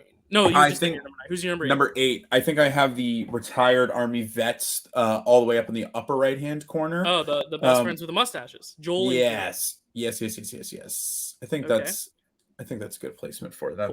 Cool. At number 8, I have the sisters, Morgan and Lena, the ones who are bottom left. I think they're going to be solid. I just don't necessarily know how far or how soon they're going to go out, all that stuff. I think they're going to be absolutely okay. Who do you have at number 7? At number 7, I have got the brothers, the brothers who have traveled. Brothers Who Travel. Okay. Those are the what are their names? The Franklin brothers, Greg and John. Greg and John. That's Greg that's and my number John. 7. So Oh, there you go. nice.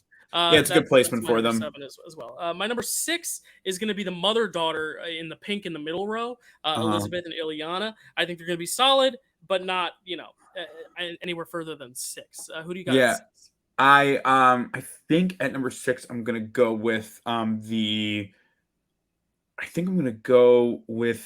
to think of who I have left. Oh, I'm gonna go with the father-daughter duo, Steve and Steve and Anna Anna. Lee. Steve and Anna Lee. Cool. My number 6, I just said is Elizabeth and Ileana. My number 5, I gotta think about who I have left. 1, 2, 3, 4, 5. Okay, yeah. Number 5 is where I put the mustache and beard. Joel and Garrett. I am a little higher than you. I think they're gonna be fun to watch. Who's your number 5?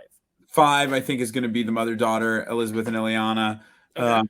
which I'm excited about. I like them a lot. I hope we get to see a lot of them. Cool. Who is your number 4, Zach? Number 4. So who do I have left? I have the couple up in the middle. I have we both have 3 people left. The only difference is you still have Morgan and Lena, the bottom left, the sisters still around. And then I still have Robin and Chelsea, the high school bully, best friends in purple around. And then we both collectively have the brothers from the military, Liam and Jeremy, Todd and Ashley in orange in the middle. And then we also have Joe and Ian, the gay couple, in black. Who are the ladies in pink that we were talking about? The bottom right. Oh, yes, okay. Is that who you meant? That's who I have at number 13. That's who you had at 10. Yes, that's exactly what I meant. Yeah. We're good. Ladies in pink in the middle, you just put at 5. So yes, I'm gonna send out at this point. I'm gonna say that my final 3, I think, overall is gonna be. So this is gonna be this is my 4. It's the sisters in the bottom left. Okay, so we have the same final 3. So this is gonna be fun. My number 3 though is the gay couple, Joe and Ian. I think they're gonna be solid. I think they got good communication. Who's going to be your number 3? I think it's going to be the brothers. I think it's going to be the brothers. Brothers from the military. Okay. Actually, we don't have the same. I didn't do my number 4. My number 4 is Joe and Ian. Sorry. My number 4 is Joe and Ian. My number 3 is Todd and Ashley in orange. I think they're going to be really, really solid as well. Who is your number 3? Wait. Or your number 2? Sorry. Number 2 is oh god, I'm so torn. It's the gay couple or the orange couple. I know. I think I'm gonna go with number 2 is Todd and Ashley, which breaks my soul because I think in my heart I want them to be the winner, but I think that the ultimate winners are gonna be that wonderful gay couple in the middle right there. All right. My runner up is gonna be the high school bully and best friends in purple. Good call. Do we have the same winner? No, my winner is the military green. The brothers. Oh, okay. Estranged. Yes. Your winner is my 4th place. So we're kind of teetering around the same area there. I wrote them all sporadically here, all our placements. So I'll type it up in a nice document for next time. But that concludes our CBS cast assessment. We got one last thing to cover, Zach. We knew this was going to be a long episode. That's why I took off. I know. We're gonna try and make it 15 minutes because then I have to go to Yom Kippur. Oh, that's right. I thought you were leaving 5:30. All right, we'll get it done. Did I say 5:30? That's okay. Dancing with the Stars. Here we go. Dancing with the Stars. Let me just pull up the doc so I can tell you where some of these people are from because I don't necessarily know. Obviously, with the writer's strike, we had one couple quit, but now that the writer's strike has kind of been okay now. They're back in, but we don't know how much rehearsal time they're going to have. We might as well start with that. Matt Walsh and Coco Iwaski. He's on Veep. He's a funny actor. He's in a lot of stuff, a lot of comedy things you might see. Oh, so funny. I think they're going to be really good, but I think they're under-rehearsed because of the writer's strike thing. And probably the first boot. I don't know, only because I think with America's Votes, I think he's at least recognizable enough, and I think he's at least gonna we're not going to give placements. We're just going to tell our top 3 at the end of it, or top 4 at the end of this. But I definitely do think he's an early boot, but I don't think he's the first boot, only because I think he's going to have the voting support behind it. But I like him, and I like Coco. Next, Ariana Maddox and Pasha Pashkov. She is from Vanderpump Rules. I know nothing about her, but she seems like she'll be okay. I don't either. I think she's probably... I think she'll be good. I think with a partner like Pasha, she'll have a lot of merit, but it's going to be tough. Tough.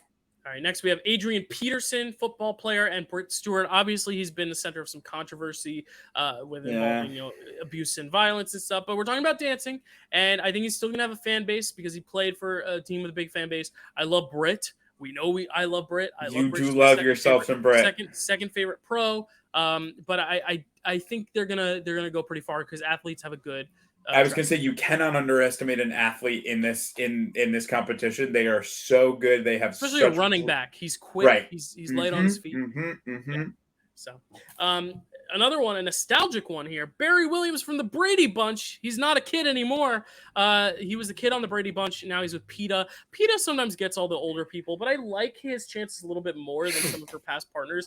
I think he's going to be an audience favorite for a couple of votes. Like I don't think he's going out first because he's got the fan base, but I don't see him winning the season. I think he could go out like Sam Champion did last year, where he lasts a few rounds and just has a tough round and gets out then. Keep going. I'm going to let you talk, and when I have interjections, I'm going to bring in Charity Lawson and Artem. We know Artem brought Caitlyn to victory. We've seen Gabby got second. The Bachelorettes do great. She's going to. They really do, and they're ABC favorites, and so I feel like they always usually get a little bit of like push from production to like get Artem specifically because he's a great partner for them. There you go. Lele Pons and Brandon Armstrong. Lele Pons. I don't know who this is. She's a social media influencer. I have no idea who this is, but like she just looking at her is going to be a great dancer. I mean, I have no reason to believe she won't be. Brandon's choreo isn't always my favorite, but I don't see any reason why she wouldn't be at least in the top half of the season unless she just doesn't have the fan base. But she would have to do terribly to go home over like people who, while they might have the fan base like Barry Williams or Matt Walsh, I still think she'll get through because of her dancing ability. Right. You know? Cool. Then we have Mauricio Umansky from Real Housewives of Beverly Hills, another person I know nothing about. Emma's great. I love Emma, and I think he's gonna still be a good dancer. I mean, he looks like he's got like kind of a swagger and suave about him. I disagree. I think he looks so awkward right there. I think he. Okay. All right. Keep going. There you go. Mira Sorvino and Gleb Savchenko. Mira Sorvino, an actress from like the 80s, 90s, kind of like the Selma Blair type of the season where she's like, you know, kind of an older favorite, but she's still gonna probably be good. I was gonna say lower dance is not the faster one. I feel like the quote unquote older actresses hold themselves with a lot of poise, and that works to their benefit. So I'm excited to see her navigate around that. Cool. Speaking of older actresses, I didn't include her picture, did I? You don't need her picture to say Allison Hannigan from How I Met Your Mother. I'm gonna call her right now. Disney top four. Yeah. Maybe because I just want her there so bad. I hope she's a good dancer, but I love her so much. Another familiar face to us is Sochi Gomez from Doctor Strange. Another top four for real for me. I'm so excited about her. She's gonna be great. I think Val's a great partner for her. I think she's gonna be lovely. I am so excited about her. I love that she's here. That's like the first big Marvel star to be on Dancing with the Stars. Like this is a big step, huge step. I'm excited about it. And the thing is, she's still not like a big star, but she is to a certain fan base. I just don't know if she has the fan base watching the show. I don't know how many Marvel people are watching. I mean, we are. That's something to say. Tyson Beckford, who is a model and actor. I don't know his acting work, but he looks like he's going to be suave. It looks like he's going to be good on this. For Jenna's back after giving birth. She's awesome. So, yeah, I think they're going to go far. Right. I agree. Who else do I have to talk about? Jason Mraz is on the season with my favorite pro, Daniela.